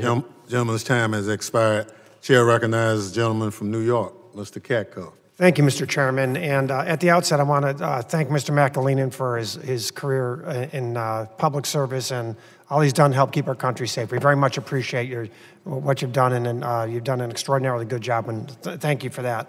And I wish I had an hour or 2 hours with all of you because there's so many questions I want to ask. But, Director Ray, something you said really struck me, and that was that on the cyber front, we have a wider range of threats now than ever before. And I couldn't agree with you more. And as the ranking member on Cybersecurity Subcommittee, I'm constantly amazed at the complexity of the threats and the permutations of the threats. So I want to talk about that a little bit if I can. I mean, you mentioned a few of them: ransomware, supply chain, trade secrets, China. What else can we be doing as a committee to give you the tools to address this issue? And I'm going to ask some of the others the same thing. Well, certainly we need to work more and more closely with the private sector, and so things that help facilitate that are always useful. In this country, something like 90% of the critical infrastructure is in the hands of the private sector. And so the cyber threats in particular for the United States, unlike, say, a very centralized country like China, where over half the countries are state-owned companies are state-owned enterprises, requires that partnership with the private sector. And so this is a place that, for me, we need to see more and more resources, quite frankly, devoted, because we're going to have to engage more and more with the private sector on that issue. I will also say that data analytics are an increasingly big problem. It's not a sexy topic, but it's incredibly significant in the cyber arena in particular. In any one case, if you just stop and think about it for a minute, the volumes and volumes they're coming up new kinds of bytes, put your own prefix in front of it to capture the sheer volume of what we're getting in every case. The ability to exploit that fast enough is a real challenge. And so helping DHS and FBI and others have the tools to exploit that information is going to be a really significant step forward. Yeah, I do want to talk about that a little bit. You're right, and it's a different dynamic. I was a federal prosecutor for 20 years, organized crime, and so you had different agencies. You work together with them, and you go after the bad guys, and you're protecting the public. But here, we have to work so closely with the private sector. I don't think we do a good enough job from a resource standpoint. So could you expound just a little bit on the resource standpoint? What specifically you think you would need in order to get this done? Well, we need more agents, computer scientists, data analysts, and tools, technological tools, to be able to engage on more and more cases. We find that one of the biggest frustrations that we hear from the private sector is how quickly we can engage on a lot of these things. And part of that's because the point that you made, right, just the sheer volume. The attack surface is so broad now. So we're trying to use our cyber task forces that we have all over the country that have a whole bunch of different agencies on them as well. And we're trying to look for ways to partner with the private sector. But again, a lot of it comes down to people and tools, and very specific kinds of people. Yeah, I'd like to follow up with you offline about this and just try and get a better handle on what it is we need, and so then we can maybe try and fulfill your requests. Mr. McAleenan, I know you want to add to this, but the centerpiece of the cybersecurity mission for Homeland is in CISA and that's been stood up over the last year.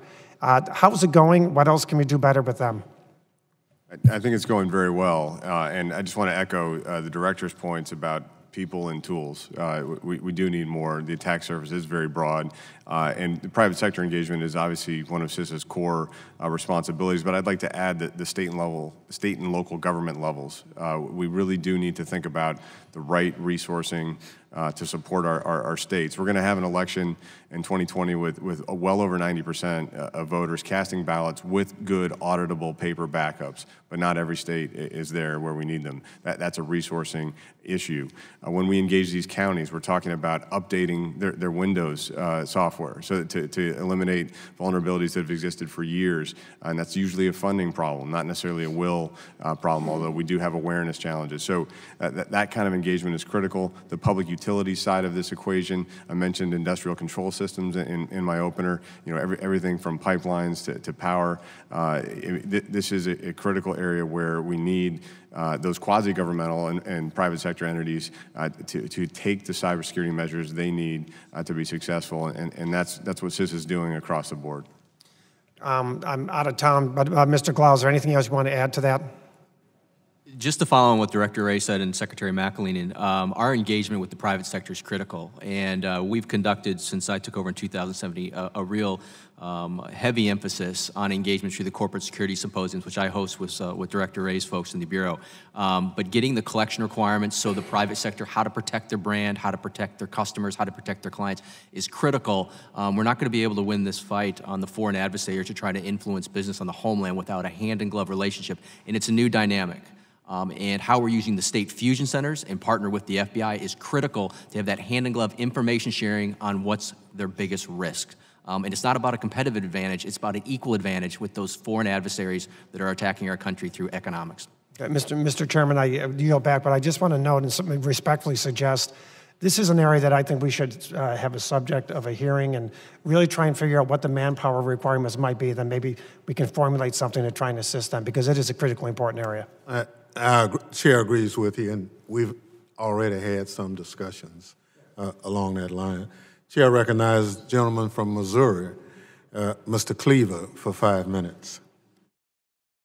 Thank you, Mr. Chairman. I'd like to thank all of you. Thank you to Mr. McAleenan for your appearance before the committee and the fact that you, as far as I know, you've been a very straight shooter with us. So thank you very much. Are any of you concerned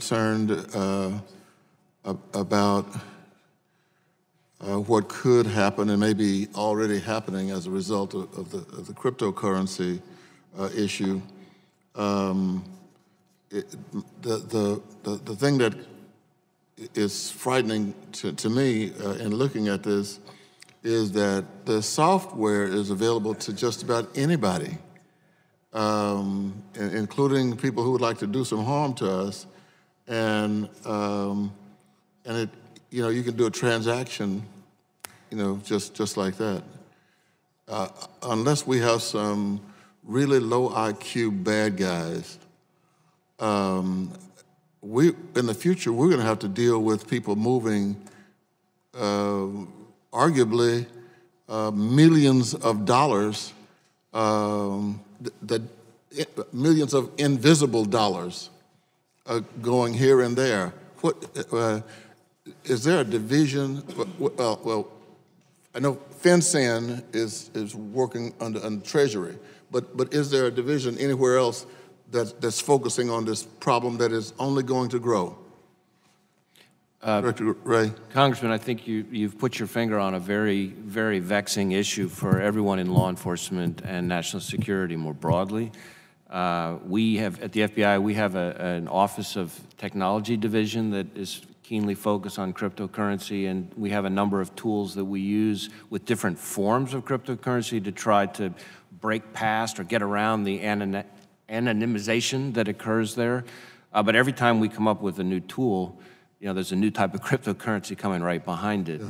Yeah. And it's not just, you mentioned the low IQ bad guys. Unfortunately, one of the phenomena that we're seeing increasingly is, in effect, crime as a service.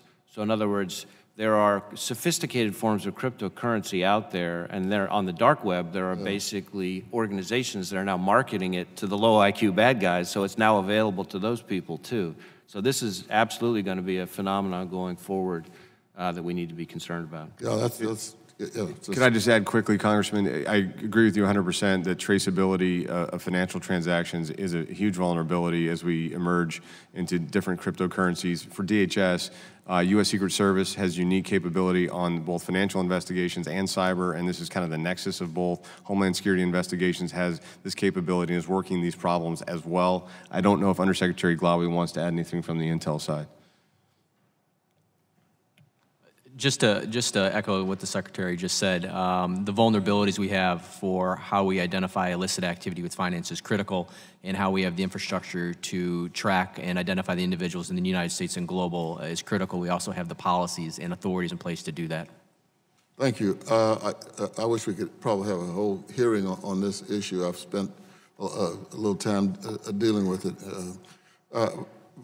And FinCEN, we probably need somebody from Treasury to talk with us about FinCEN.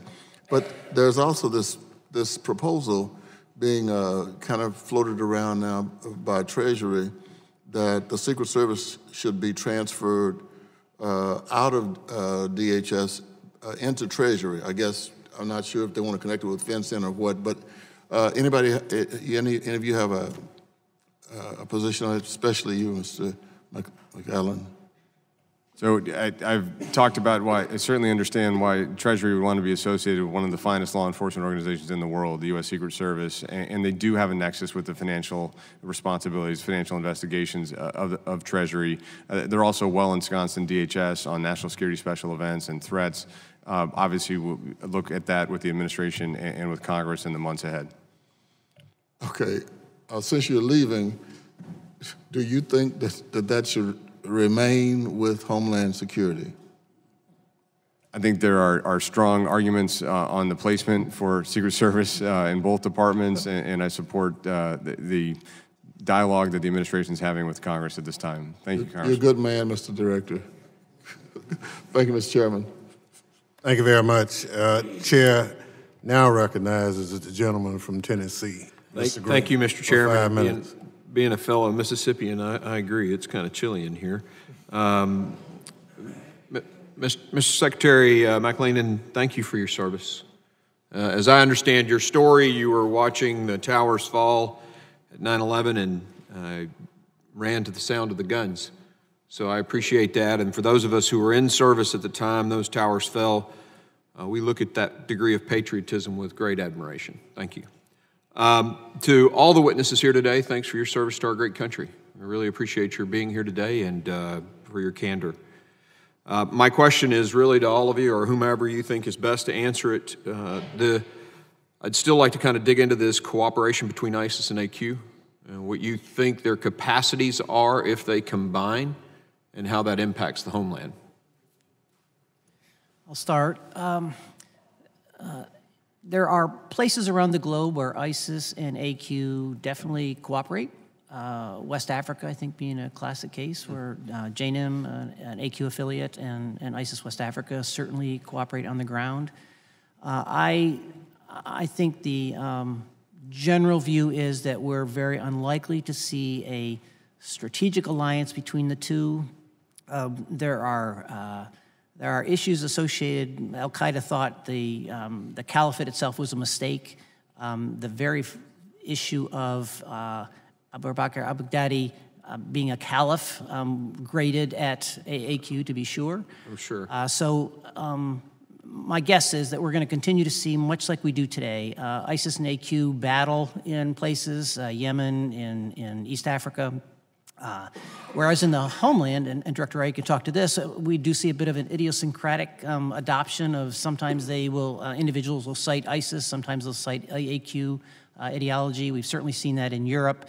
But in general, I don't think we're going to see a strategic alliance. Okay.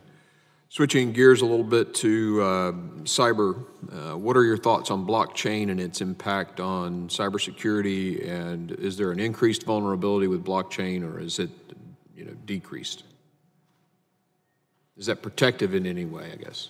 Yeah, I think it has potential to decrease vulnerability by creating a distributed ledger where you can verify transactions across multiple entities. I think there's some really interesting applications being explored, supply chain being one of the critical ones. And I'm speaking of the traditional cargo supply chain from my Customs and Border Protection background, being able to verify that shipment from stuffing in a manufacturer's facility all the way to unloading at a Walmart in the U.S. That's a very promising type of capability. So I think ultimately blockchain will be a help as it's applied in various sectors.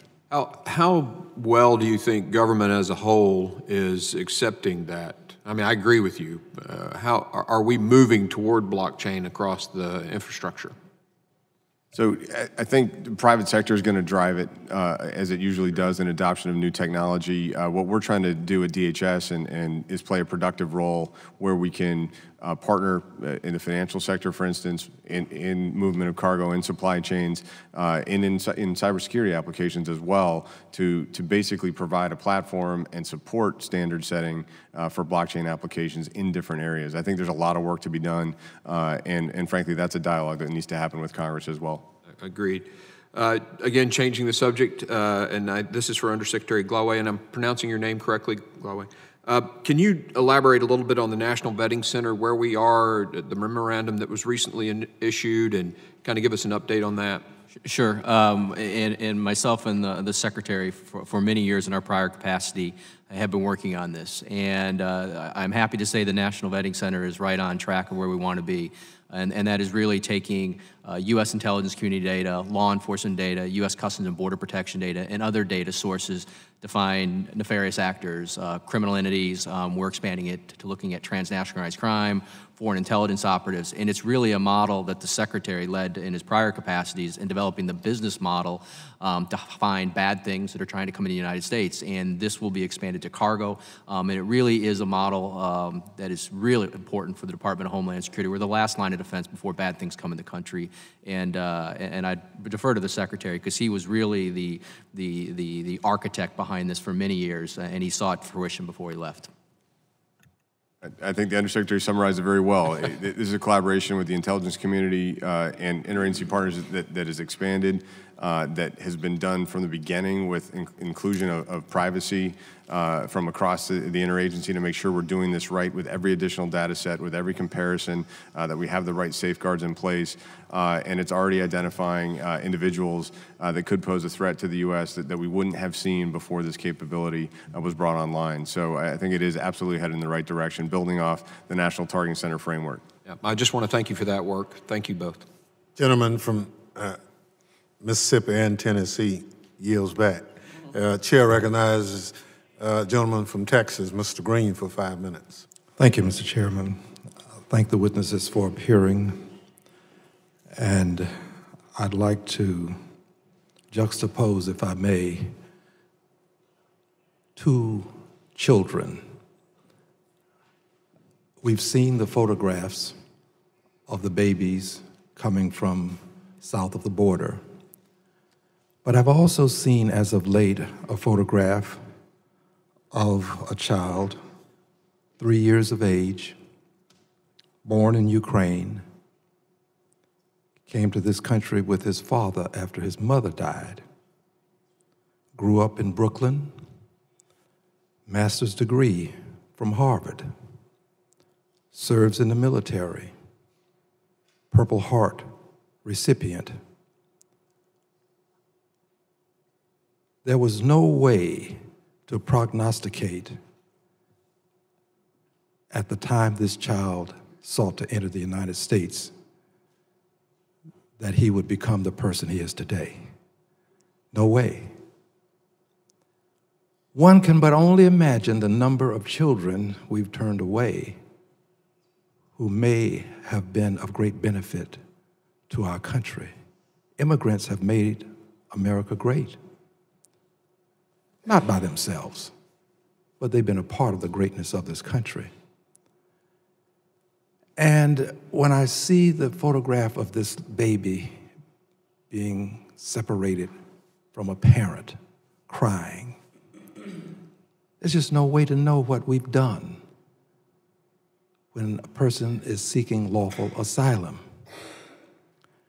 In my research, I don't find any place where the colonel, whom I have great respect for, by the way, don't believe he's being treated fairly.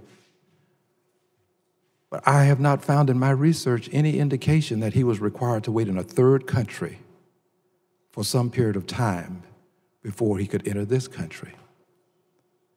My research doesn't indicate that at that time, persons who were coming from Europe or Ukraine in this case, any of them had to wait in cages.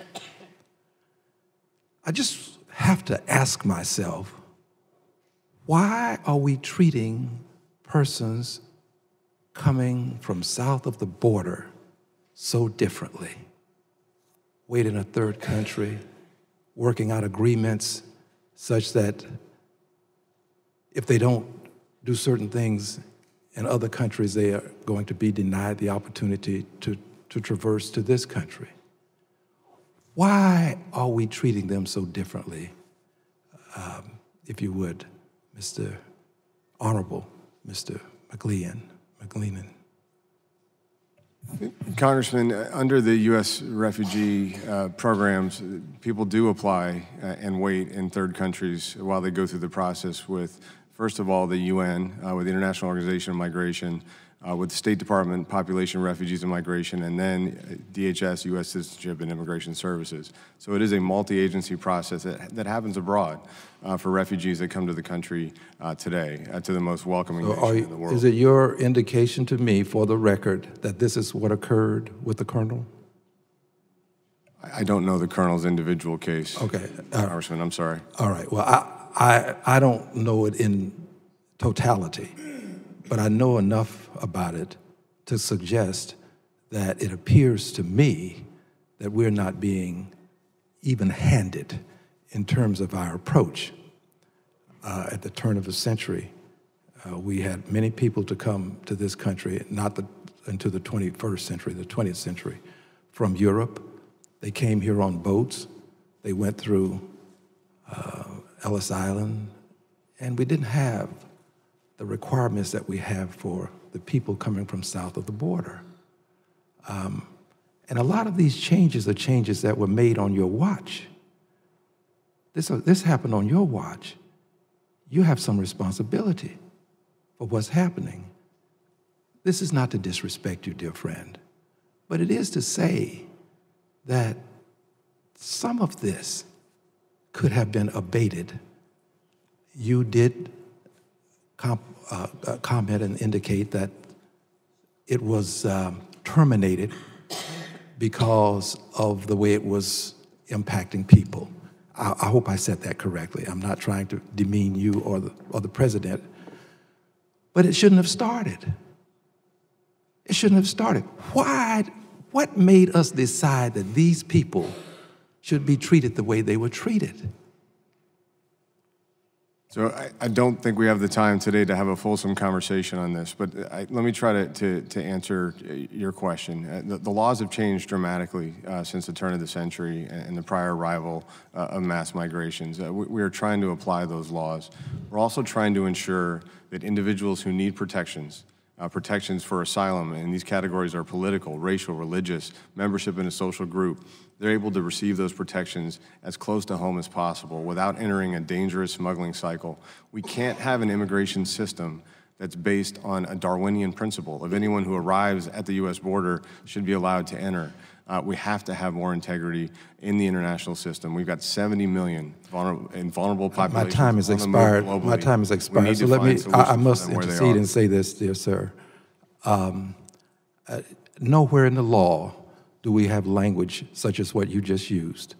That was done to inflame. If you were in court and being questioned, you would be taken to task for trying to use that type of inflammatory language. Darwinian, there's nothing in the law that says Darwinian, and you know this. That was done intentionally to inflame. I'm not inflaming anything, Congressman. But that's what that language does. I'm explaining that under... But you're using inflammatory language. I was very careful to try as best as I could to be fair to you and the president. But the truth is this. They are people of color. And with people of color, we have a different standard. If these were babies coming from the North, we would not have treated them the way we treat We these apply children. the law equally to people, Well, refugees it doesn't from all evidence colors itself in across, what we see. migrants from all colors It doesn't across the evidence world. itself in what we see. I yield back.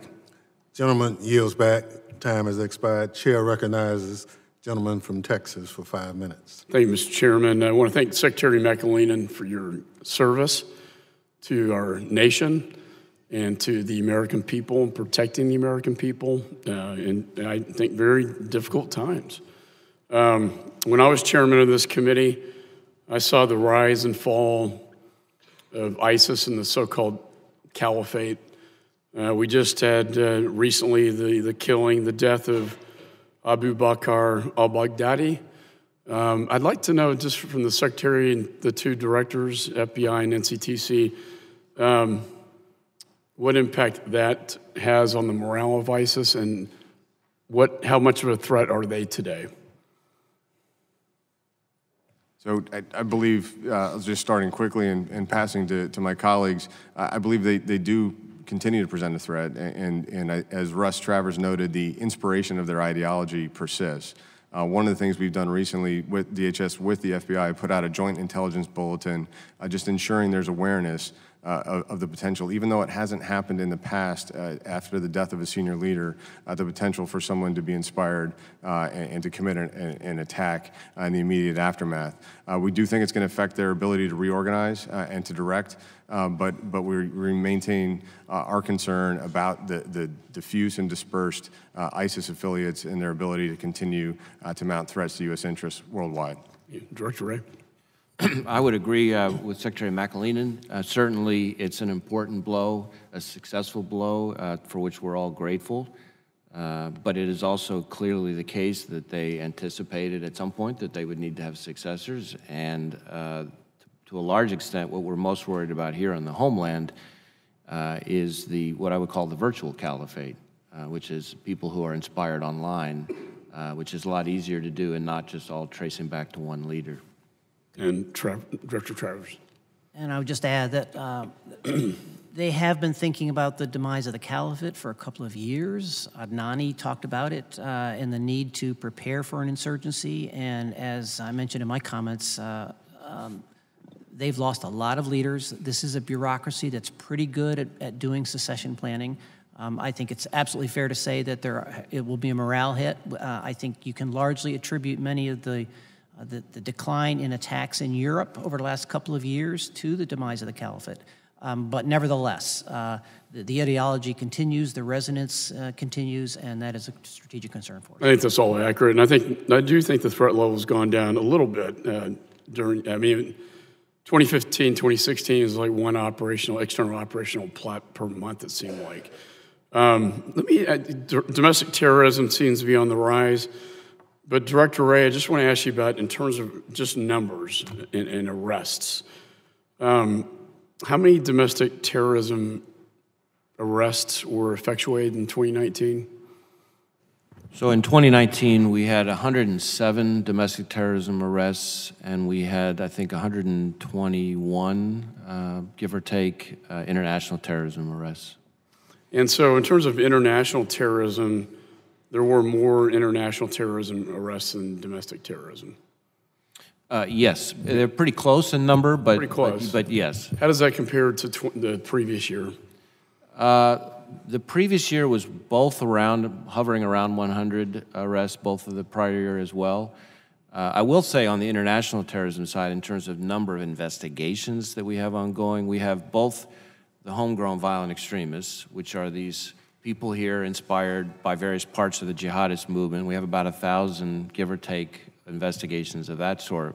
But then that's not counting the foreign terrorist organizations or directed, structured international terrorism organizations, which probably have about another 1,000 or so of those.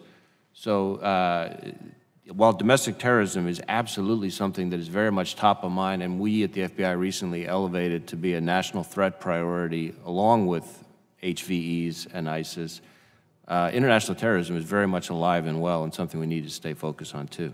I think that's correct. I think we talk a lot about domestic terrorism being on the rise, but I don't think we can let our eyes off the ball of foreign terrorist organizations and international terrorism. I introduced a bill with some colleagues to, you have a domestic terrorism definition that was created after 9/11. Congress passed, laws pertaining to terrorism, and both it was international terrorism and domestic terrorism. International terrorism had charges associated with it. Domestic terrorism did not. The FBI opens cases of domestic terrorism and international terrorism. However, the U.S. attorneys, and I was one of them, cannot charge a domestic terrorism case. There's no specific charge related to that. I introduced that bill working with the FBI, and it was endorsed by the FBI Association. Do you have any comments on that bill and what value that would give to the FBI and U.S. attorneys? Well, I think as I had mentioned in response to a different question, certainly we can always use more tools. As you say, and as you experienced firsthand in the U.S. Attorney's Office, we don't have a domestic terrorism crime as such. What you probably also saw and probably practiced while you were in the U.S. Attorney's Office is our folks at the FBI, just like the AUSAs they work with, don't give up. And so they find workarounds. And we've been very good at using everything else in Title 18, including creative things like, most recently, we used the federal rioting statute to go after some of the terrorism that occurred in connection with Charlottesville, for example, and the Rise Above movement people there. And we also work with our state and local authorities, and especially in places like Texas, we've had some very successful work with state and local law enforcement, and you can get some pretty good hits as some state and local charges. Yeah, and the state charge has death penalty.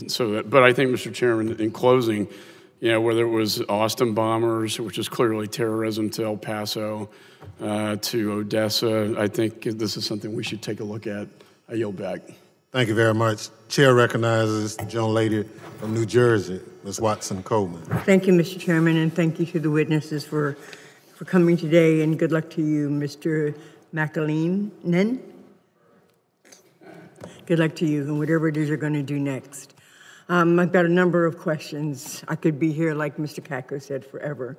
I want to start with either Mr. Gloway or Mr. Travers said that there are 15,000 ISIS members in Syria and other places and Iraq versus 1,000. Who said that? I did, ma'am. Okay, and so what is the time frame that you're talking about?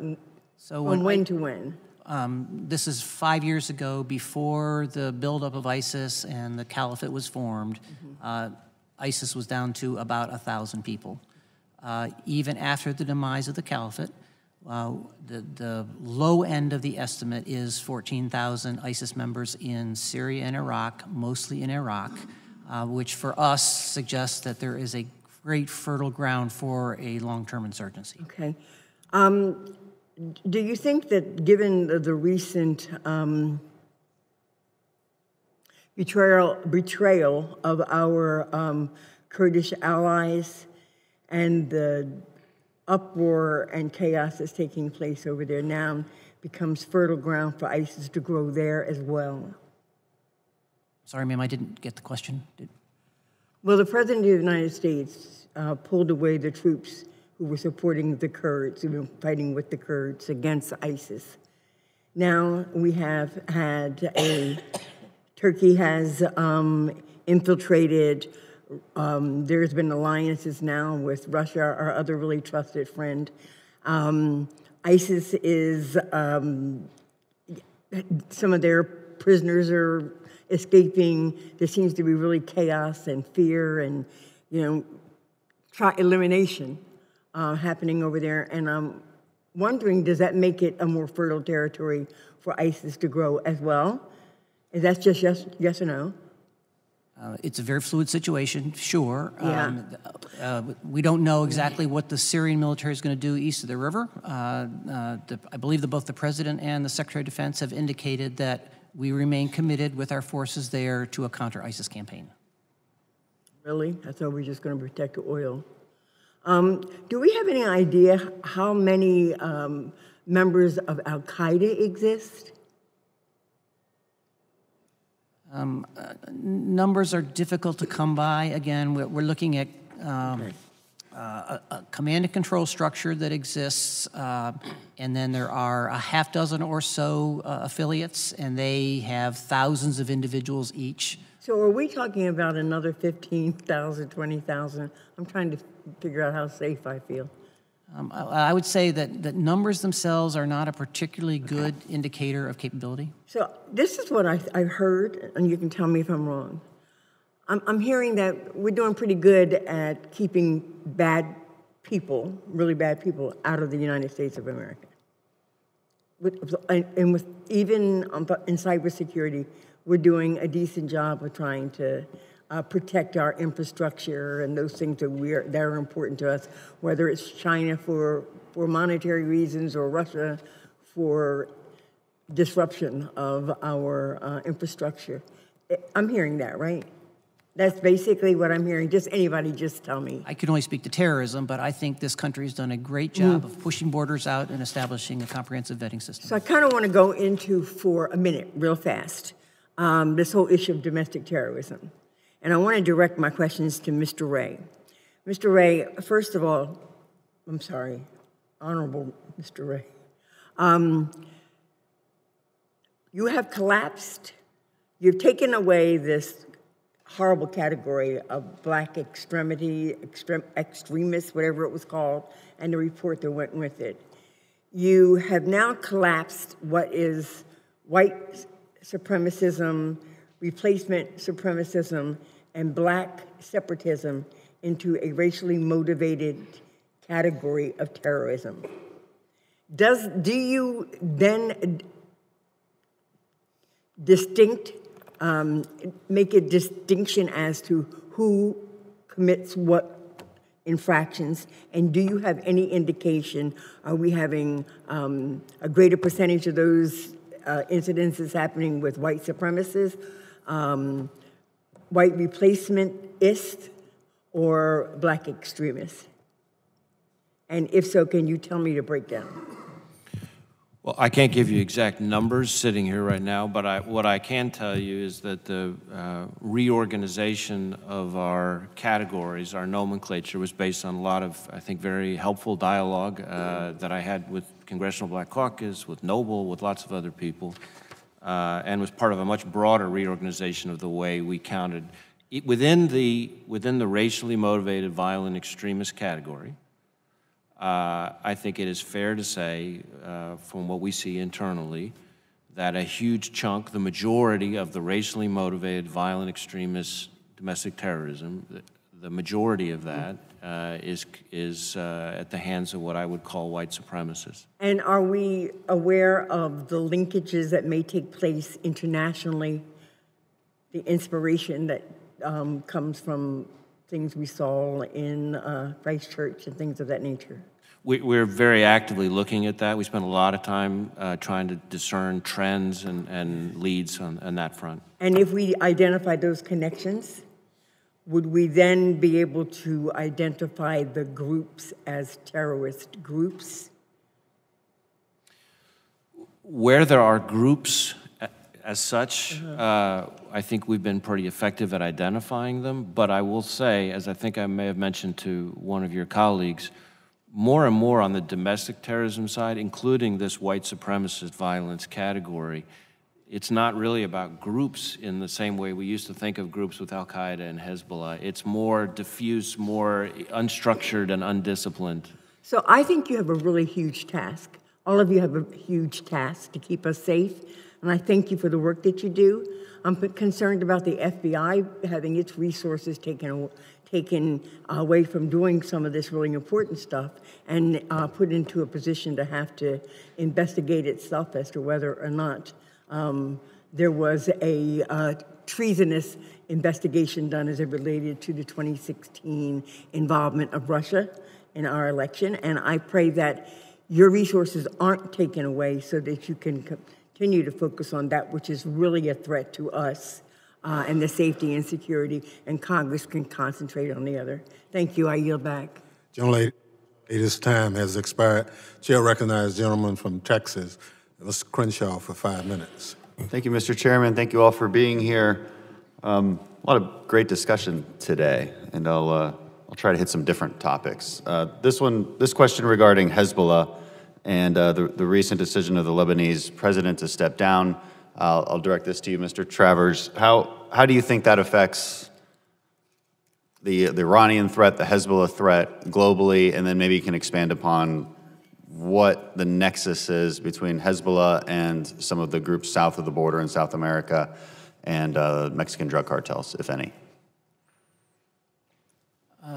Well, the unrest in Lebanon and Hariri's decision, largely a local issue having to do with a WhatsApp tax, I think. I mean, so it's been fascinating to watch. I'm not sure that it has a great deal to do with the Hezbollah threat itself. My guess is that Hezbollah was a fan of Hariri's and would like him to stay put, so we'll have to see how that plays out. Hezbollah itself, you're quite right, is an extraordinary organization, and it does have global connections. It's a very mature organization. It is very careful in its decision-making process. We're watching very carefully its activities in the Middle East right now, if it would respond to Iran. In our view, it has no interest in going to war with Israel, for instance. It has a high bar for any attacks against the United States. Nasrallah is a pro. He's been doing this for a very long time. There's a high bar for attacks, but what is its capability? And have you seen any nexus between them and groups south of the border? I mean, there was long thought of to be a relationship between them and then the tri-border areas in South America. What about closer to our border? Is there any potential for that kind of relationship? In this session, sir, I just don't think we can get into that. I need to go into closed session. Fair enough. But let's talk directly about the Mexican drug cartels that we do see south of our border. Maybe I'll direct this to you, Mr. Secretary. Is, one thing that stands out to me, especially from a tactical perspective, is how capable the Mexican drug cartels are with their weaponry, with their training, with their brutality, and with their endless amount of funding. I mean, if you look around the world, as far as threats at a very tactical level, they are probably one of the most capable groups. And right now they have no interest in conducting attacks against the United States, right? Their interests are more business related. But how can we do better working with the Mexican government to quell this threat, and what should we be worried about in the future? It's a really challenging one. I outlined it in my opening as one of the major threat vectors we see affecting the homeland, and not necessarily a direct act of violence, as you alluded to. They focus that on each other primarily, and unfortunately on the government of Mexico and other allies, police forces in the region. But really their ability to smuggle hard narcotics into the U.S. We've seen the impact of the fentanyl and synthetic opioid epidemic. Methamphetamine is really the main concern in scale if you talk to our state and local law enforcement partners right now. But there are 4 or 5 very violent, very capable organizations that impact the safety of Mexican citizens in a number of states. Is there more we can be doing with the Mexican government Is there a better relationship that can be had, or is that at a good place right now? So I think both the Department of Homeland Security and Department of Justice and other IC partners are really supporting Government of Mexico law enforcement. I do think we need to continue to work on the weapons flowing south, on the money flowing south, that is helping support cartel activities in Mexico and in the region more broadly. That's got to be a concerted effort across the USG. Thank you. Director Ray, I'll point this last one to you. You mentioned before thwarting various attacks, domestic and foreign terrorist attacks over the last few years. You didn't give any numbers. Maybe those are classified. That's fine. I don't need the numbers right now. I want to know if we've been more successful than we were 20, 30 years ago, and why. Is it because stovepiping has ceased to be such a problem? Is the interagency relationships, are those working better? Do we have better tools? Do we have, is our presence overseas helpful? Is it hurting? Are the eyes and ears on the ground? Is the intelligence collection? Is our view of the networks helping us out there? Are we keeping them busy so that they're not planning attacks here? What is it? I'm out of time after that question, so I'll let you take it. Thank you. Well, in the interest of time, what I would say, most of the reasons for the success boils down to one word, which is partnerships. Partnerships between federal agencies, partnership in particular between federal agencies and state and local law enforcement, partnerships within the intelligence community, partnerships with our foreign partners. All those things have led to a greater flow of information, greater connecting of the dots, greater ability to get ahead of the threat, and a greater recognition that there's no one disruption strategy. There's a lot of different ways in which you can disrupt a terrorist attack. It could be a kinetic strike. It could be a criminal law enforcement action. It could be some visa action. It could be some foreign government taking action. There's a lot of different ways, a lot of different tools in the toolbox if everybody's talking to each other. And I will say, having been in the FBI building on 9/11 and been intimately involved in the war on terror during those years, and then coming back into this role now, the difference between how closely everybody's working together, and I know this sounds a little Pollyannish, it's like night and day, and it couldn't come a moment too soon.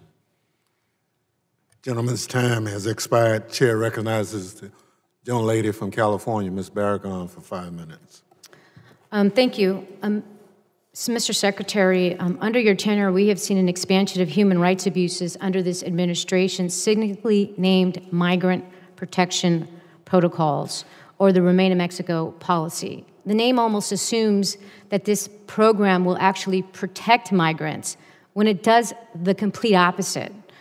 Instead of allowing asylum seekers to remain safely in the U.S. as they wait for their cases to be heard, as is has been done by law under the U.S. Refugee Act, you have forced nearly 50,000 asylum seekers, including vulnerable individuals like those with serious medical conditions, pregnant women, LGBTQ people, to wait in areas plagued by violence like the state of Tamaulipas, Mexico, which is a level 4 threat.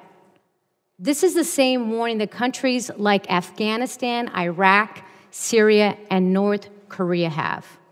I'm going to say this again. We are sending people, pregnant women, back to dangerous places in Mexico that have a level 4 threat. That's the equivalent of Afghanistan, Iraq, Syria, and North Korea. Before you decided to return families with children and other asylum seekers to wait in these very dangerous places in Mexico, did you conduct any type of an analysis, any type, to assess the potential harms that these asylum seekers might suffer? So the Migrant Protection Protocols is a program in partnership with the government of Mexico. I'm asking if you had any kind of assessment on the potential harm of where they were being sent. Did we do that? There was a months-long dialogue with the government of Mexico on their I'm asking of the United States. It's a yes or no. Did you assess the threat level before you sent them there? Between the Department of Homeland Security, Department of State, which jointly negotiated this program with the government of Mexico, assessments were done on Mexicans' ability to manage this program and jointly with the United States. Okay, so you did assess this, and you thought it was perfectly fine. Do you know that there are public reports of kidnappings, assaults, and other attacks on families and other asylum seekers that are returned to Mexico? Are you reading these reports? Are you hearing about them? Certainly, we carefully monitor reports of violence in the northern border states of Mexico for lots of reasons. So have you heard about people being kidnapped, yes or no? Yes, we've heard. Have you heard about people being assaulted, yes or no?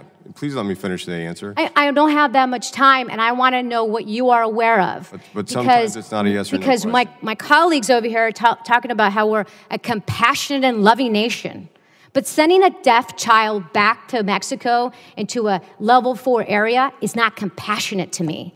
Sending pregnant women back to these areas to be raped, killed, and abused is not a compassionate nation. And so I'm trying to assess whether you... families to pay smugglers and put themselves at risk on a dangerous journey is not compassionate Correct. either. And let's talk about those. Just a minute. Ms. Secretary, she's still talking. Let her finish, and you'll get your chance to respond. So, Mr. Secretary, let's talk about those cartels. Okay, in a press conference yesterday, Acting CBP Commissioner Mark Morgan remarked that the Mexican cartels could really teach a business class at Harvard. These are the same cartels that dominate the several areas of the border where your agency is currently sending tens of thousands of vulnerable asylum seekers to wait for weeks and maybe months under this so-called protection program. In August, cartel members came to a shelter in Nuevo Laredo, a city where your agency has returned 10,000 asylum seekers. They demanded that the minister in charge of the shelter hand over Cubans who were sheltered there for ransom. When he refused, do you know what happened? The cartels kidnapped him. That pastor has not been seen or heard of since then. Have you heard of this incident with the pastor? I've not heard of that incident. Okay. Well, in September, Vice News reported how many numerous people are subjected to MPP have been delivered to the hands of these very dangerous cartels that we at least can all agree are very dangerous, just miles away from their forcibly returned by CBP officers. One migrant described how the Mexican immigration officers who were transporting them turned them directly over to the cartels. Are you aware that Mexican officials are turning these people directly over to these very dangerous cartels? Are you aware of this? I'm not aware of any verified incident where that occurred. Well, it's clear to me that the MPP program is creating a business opportunity for cartels who now have tens of thousands of vulnerable people and desperate people who are being exploited. It's unbelievable to me that we believe that this is okay, that because it's not happening on U.S. soil, that it is just okay. But as my colleague says, it's on us. And one day we will have to go to heaven and go face those who judge us. And we will have to live with the decision on what we did and whether we stood up for human rights or whether we let them happen under our watch.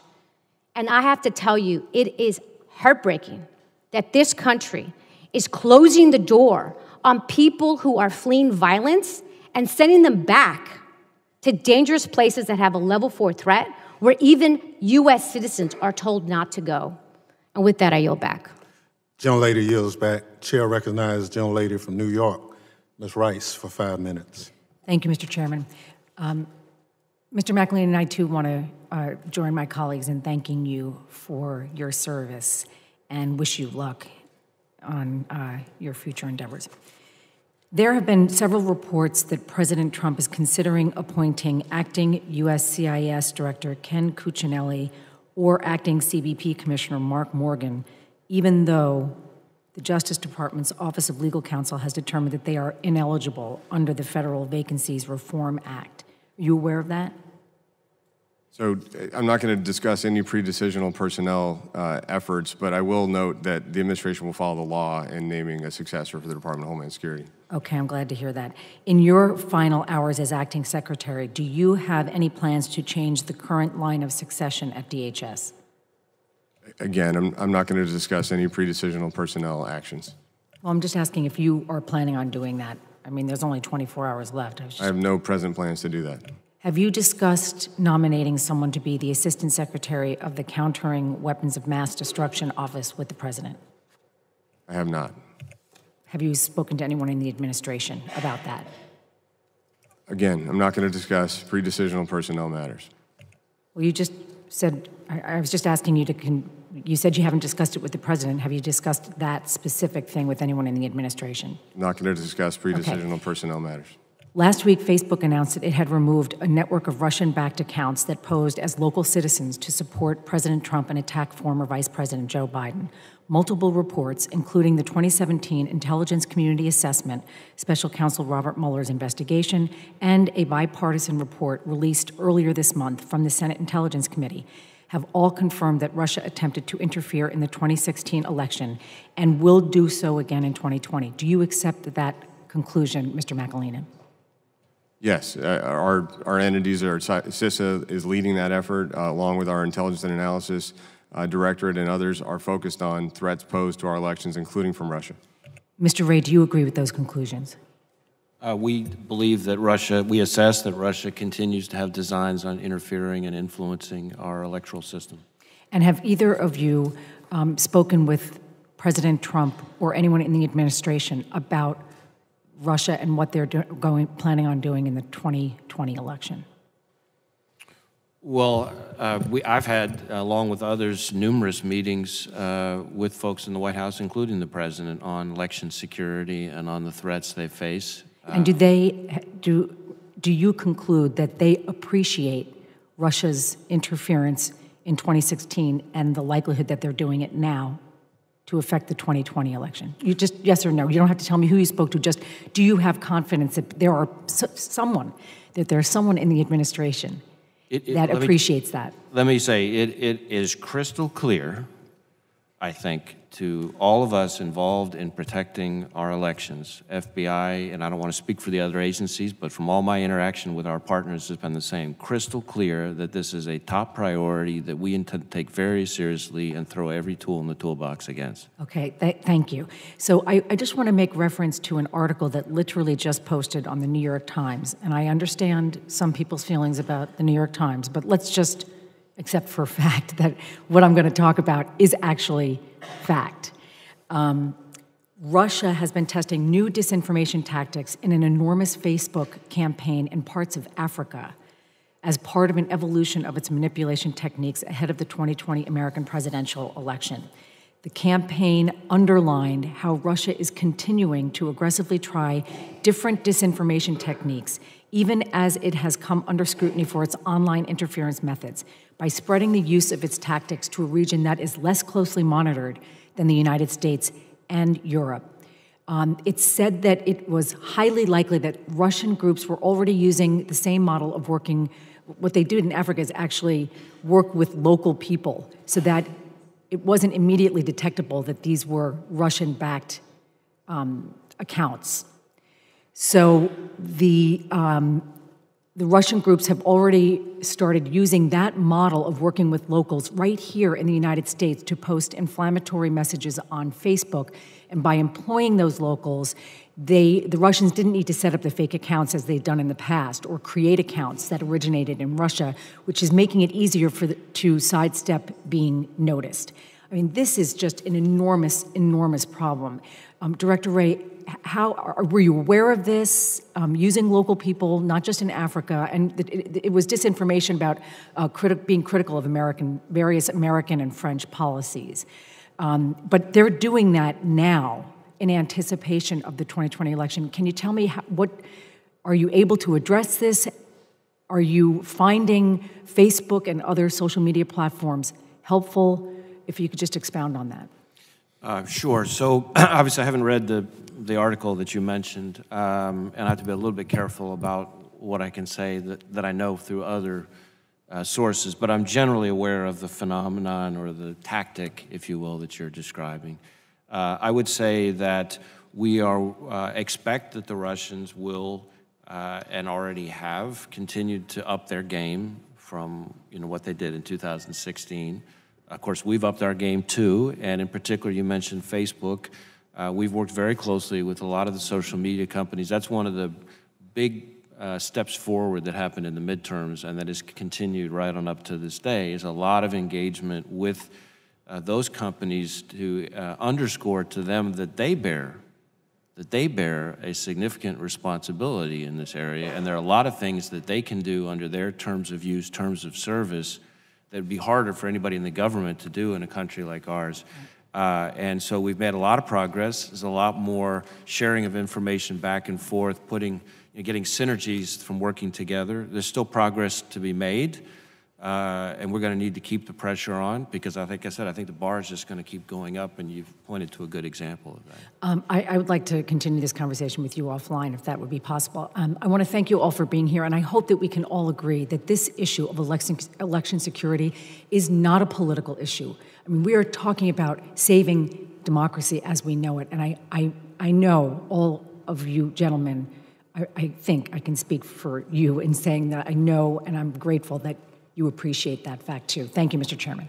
Thank you. Gentlelady yields back. Chair recognizes gentleman from Mississippi, Mr. Guest, for 5 minutes.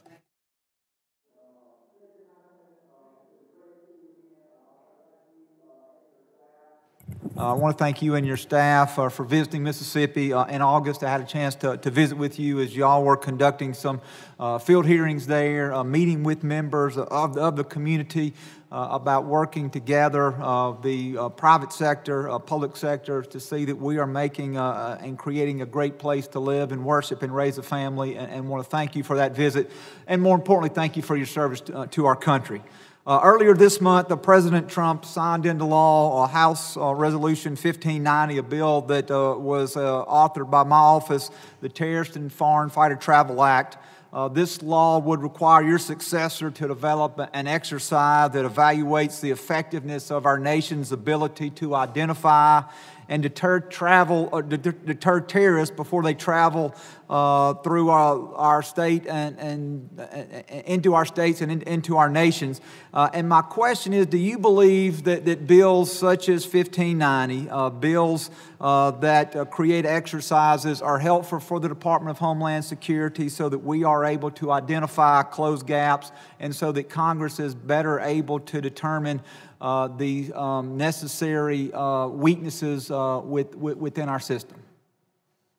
Certainly, I think it's the kind of activity we undertake really every day to make sure that there are no vulnerabilities or gaps in our information sharing between agencies, between foreign partners, and that we're applying that at every opportunity to identify a potential threat trying to enter the United States or even head toward us through our foreign partner nations' borders.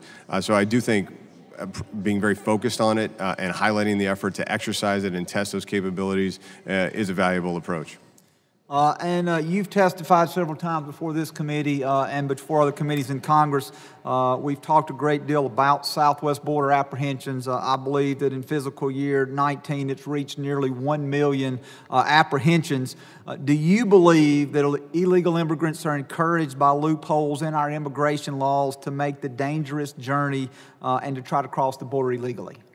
I don't think there's any question about that. We had 977,000 crossings. We're in our 5th month now here in October of a 15 to 20% reduction month over month, and that's because we've been able, through international partnerships, to address some of the vulnerabilities presented by those loopholes. The number one being that if you bring a child with you, you could have been released into the U.S. And that's why we had that crisis in the spring. We've asked Congress to address that in November of 2017, January of 2018, and throughout my tenure as CBP Commissioner and Acting Secretary, Congress has not acted on those vulnerabilities. So we've been partnering with international partners and using existing legal frameworks, including 235B2C of the Immigration Nationality Act, which is the Migrant Protection Protocol program, to try to create the ability to get immigration results elsewhere in the system, since we can't do it here in the U.S.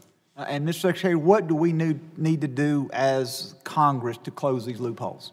We've asked for 3 very specific legislative changes that would have addressed the drivers of this crisis before it occurred.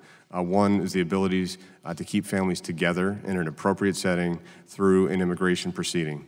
That's what the prior administration was able to do at the end of the 2014 crisis. A district court in the Ninth Circuit took that away from us in 2015, and we haven't had that authority. We've asked for Congress to reestablish it. We're now trying to pursue it by regulation, also held up in the courts. Secondly, we've asked for the ability to treat unaccompanied children coming from non-contiguous countries the same way we do with Canada and Mexico. and provide them access to protections from their home countries so they don't make this dangerous journey, but if they do, have the ability to repatriate them so they're not incentivized to try. And then third, we've asked for Congress to address the vulnerabilities in our asylum system and the huge gap between the ultimate rulings by immigration judges, where only 10 to 20% are getting an asylum, an affirmative asylum recognition, but at the credible fear stage, which happens at the border, 80% plus have been allowed to proceed with their cases that could take 5 to 7 years while they're released in the U.S. Those are the 3 changes in law that we've asked for consistently for over 2 years. And if Congress were to act and implement the request that you've made, what impact do you believe that it would have upon what we're seeing as far as a humanitarian crisis along our southwest border? I think it would provide us the ability to have integrity in the system here in the United States and not rely solely on foreign partnerships to address the loopholes in our law that caused the crisis over the last year. And Mr. McAleenan, this may be your last time as acting secretary to address this committee in this setting.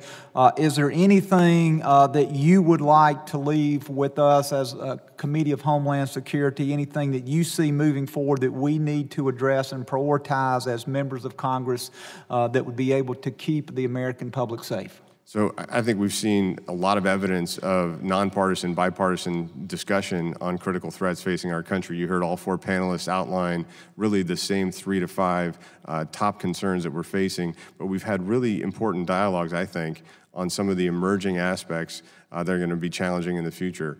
Things like foreign influence, things like cryptocurrency. Those are conversations that we need to have with Congress on a bipartisan basis and come up with solutions, and this committee is properly placed to support those dialogues. Acting Secretary, thank you for your service, and Mr. Chairman, I yield back. Gentleman yields back. Chair recognizes the gentlelady from Illinois, Ms. Underwood, Thank you. for 5 minutes. Thank you, Mr. Chairman. I want to begin by thanking the departments and agencies represented here today and our entire intelligence community.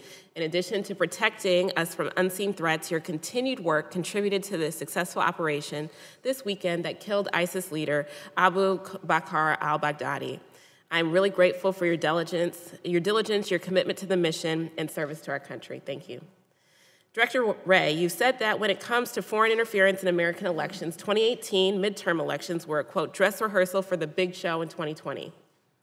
And the 2019 Worldwide Threats Assessment reports, we expect our adversaries and strategic competitors to refine their capabilities and add new tactics as they learn from each other's experiences, suggesting the threat landscape could look very different in 2020 and in future elections.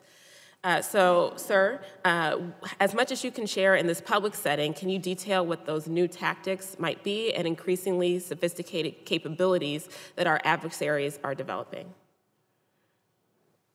Well, I think you anticipated part of what I'm going to say, which is most of what I would say in response to that question really can't be done in an open setting. I will say that as I've mentioned in response to Congresswoman Rice, some of the things that the Russians have tried in other countries, we expect them to try to do here as well. You know, it's pretty common to test it out in other jurisdictions. Thankfully, we don't have elections every year, so that gives us a little bit of time to plan ahead. Certainly, technological tools keep evolving, so their ability to come up with different kinds of false personas, the trolls, the bots, all those things become more vexing and more challenging, which puts the premium on the point that I was making before about our working with, on the foreign influence side, working with the social media companies in particular to really get them to keep upping their game as part of the defense. Okay. The 2019 Worldwide Threats Assessment also reports that Russia, China, North Korea, and Iran currently have the ability to carry out a sophisticated cyber attack on our elections. We know that they have the capability. In addition to that, would you say that these countries have the motivation or the intent to attack our elections? Again, I want to be a little bit careful what I can say in this setting, but I don't think we have seen an intention by those other 3 countries to attack election infrastructure. Mm-hmm. That doesn't mean they're not looking carefully at what the Russians attempted to do and trying to learn lessons from that. But all of those countries, in different ways, are clearly interested in engaging in malign foreign influence. Right. Difference from interference with election infrastructure. And they all have different ways of going about it, but they're all kind of taking pages out of each other's playbooks. So as we project forward, it's something that we have to be vigilant about. And are you worried about copycats from smaller actors, non-state actors on our elections? Absolutely. Cyber actors, and where that becomes particularly challenging is one of the phenomena that we see in the cybercrime arena these days is what we call the blended threat, which is where nation-state actors essentially hire cyber mercenaries. So you used to be able to separate the world into the cyber criminals and the nation-states. Well, now, if you see what might be a cyber criminal actor, he could be acting on his own for financial benefit or for his own whims, or he could be hired by some nation-state. Thank you. Mr. McAleenan, earlier this month, this committee had a field hearing on election security in my district in Northern Illinois. And during the hearing, state and local election officials spoke so highly of their work with CISA's senior cybersecurity advisor, Matthew Masterson. These officials coordinate with Mr. Masterson and his team to prepare and respond to emerging threats to our election infrastructure, and they testified that this coordination was incredibly helpful and valuable. So what can Congress do to support and expand CISA's resources in this area as we prepare for growing threats in 2020 and beyond? Thank you, Congresswoman, for that feedback. Mr. Masterson is a tremendous professional and well-regarded in the field. I had the opportunity to speak with state and local election officials in Illinois when I was in Chicago a few months ago, and I had that same sense of the partnership with CISA. What can we do to expand it?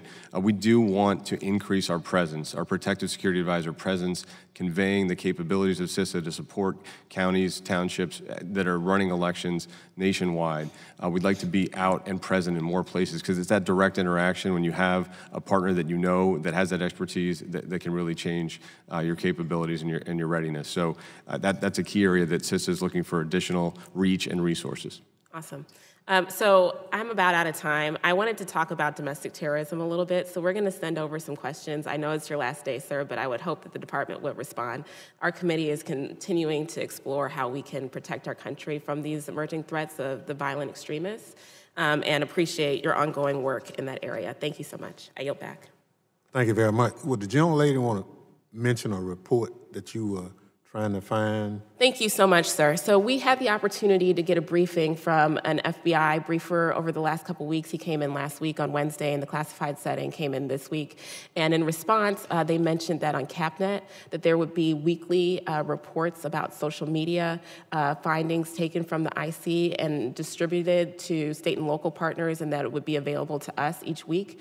We attempted to log in and access that report to track what the Russians are doing in real time. It's my understanding that that report is being developed somewhere between your agencies, but we do not have access to that currently. I'm a little bit concerned, sir, to be honest, Mr. Ray, because if that report is developed, we would like to see it. And if it's not, worried that perhaps the briefer was not completely truthful in his update towards us. I think we were promised access to what we thought was a report that had been generally produced on a regular basis. And we'll get to you in writing what that is, because the vice chairwoman went down to look for it and it wasn't there. Yes, sir. Thank you. If I can get the information from your staff, I'll happy to have my staff drill into it and figure out what's going on there. Chair, recognize the gentleman from Louisiana for 5 minutes. Thank you, Mr. Chairman, and I'll start with you, Mr. McAleenan. Let me ask you about the parole directive. Is it still in effect and in force? I'm sorry, which one? The significant public benefit parole directive? Well, no, the one with ICE detainees about parole or holding them in. And my specific concern is the New Orleans ICE office, the field office, that has released, I think last year, not one person. This year, they still keep about 98% of the people. So I'm asking you, is that parole directive still in force? So I'm not aware of any policy changes at the national level for ICE making determinations on parole, variety of different categories, whether people arrive at a port of entry, between ports of entry, whether it's an interior enforcement action, whether it's a mandatory detention context under congressional let's just go to a specific part where they determine whether the person's a flight risk, whether they have substantial connection to the community, whether they have family that are U.S. citizens, it's just amazing to me that no one in a particular field office in a whole year had any substantial ties to the community, that they were not determined to be not a risk factor and released pending their hearing. So does that stand out to you, 100 or 98% of people being held? I'd have to follow up with ICE and the acting director on that question. I'm not aware of a different approach by field office because it is a national policy, and you've listed some of the factors that are considered in a case-by-case manner. Well, then let me just make this as a formal request, and you can pass it off to whoever you deem necessary, that I would like an analysis of the New Orleans field office. How many people were granted parole over the last 3 years, and the different categories of why they were not granted. Also, do you remember the case of Yoel Lil? He was in New Orleans. He was very sick. He was housed in Louisiana and in Mississippi. And we were discussing his medical treatment, and we realized that there's a language barrier many times for the people that we are holding in our custody and care, and that he refused treatment, but he didn't understand what he was doing. So that was a big question for us. Then we also asked to have a specific conversation with you, the chairman and I, and in the meantime, you all deported him. And my question would be, one, did you know about it? Two, if you did, why would you all deport him when the chairman and I were requesting a specific meeting about his status and whereabouts? Yeah, so I'm personally not aware of the details of this case or a decision to remove him while the chairman was asking about the case. I'll be happy to go back over the timeline and get you any information we can about that decision-making and process. Would you please do that? And then let me just, on a different note, and I would really appreciate just a candid answer if you could. Our TSA officers, they play an incredible part in securing our country and our airports, and especially in New Orleans, where they stopped a guy trying to board a plane. One officer was shot, one was stabbed, I believe. And do you think it's time for us to pay, do you think we're paying them what they're worth? So I do think the pay structure for our TSOs has to be looked at. They are incredible professionals. We want to maintain that cadre, that expertise as much as we can. They do a tremendous job, and I had a chance to meet some of the team in New Orleans who was involved in that incident, and we're extraordinarily proud of the work they do.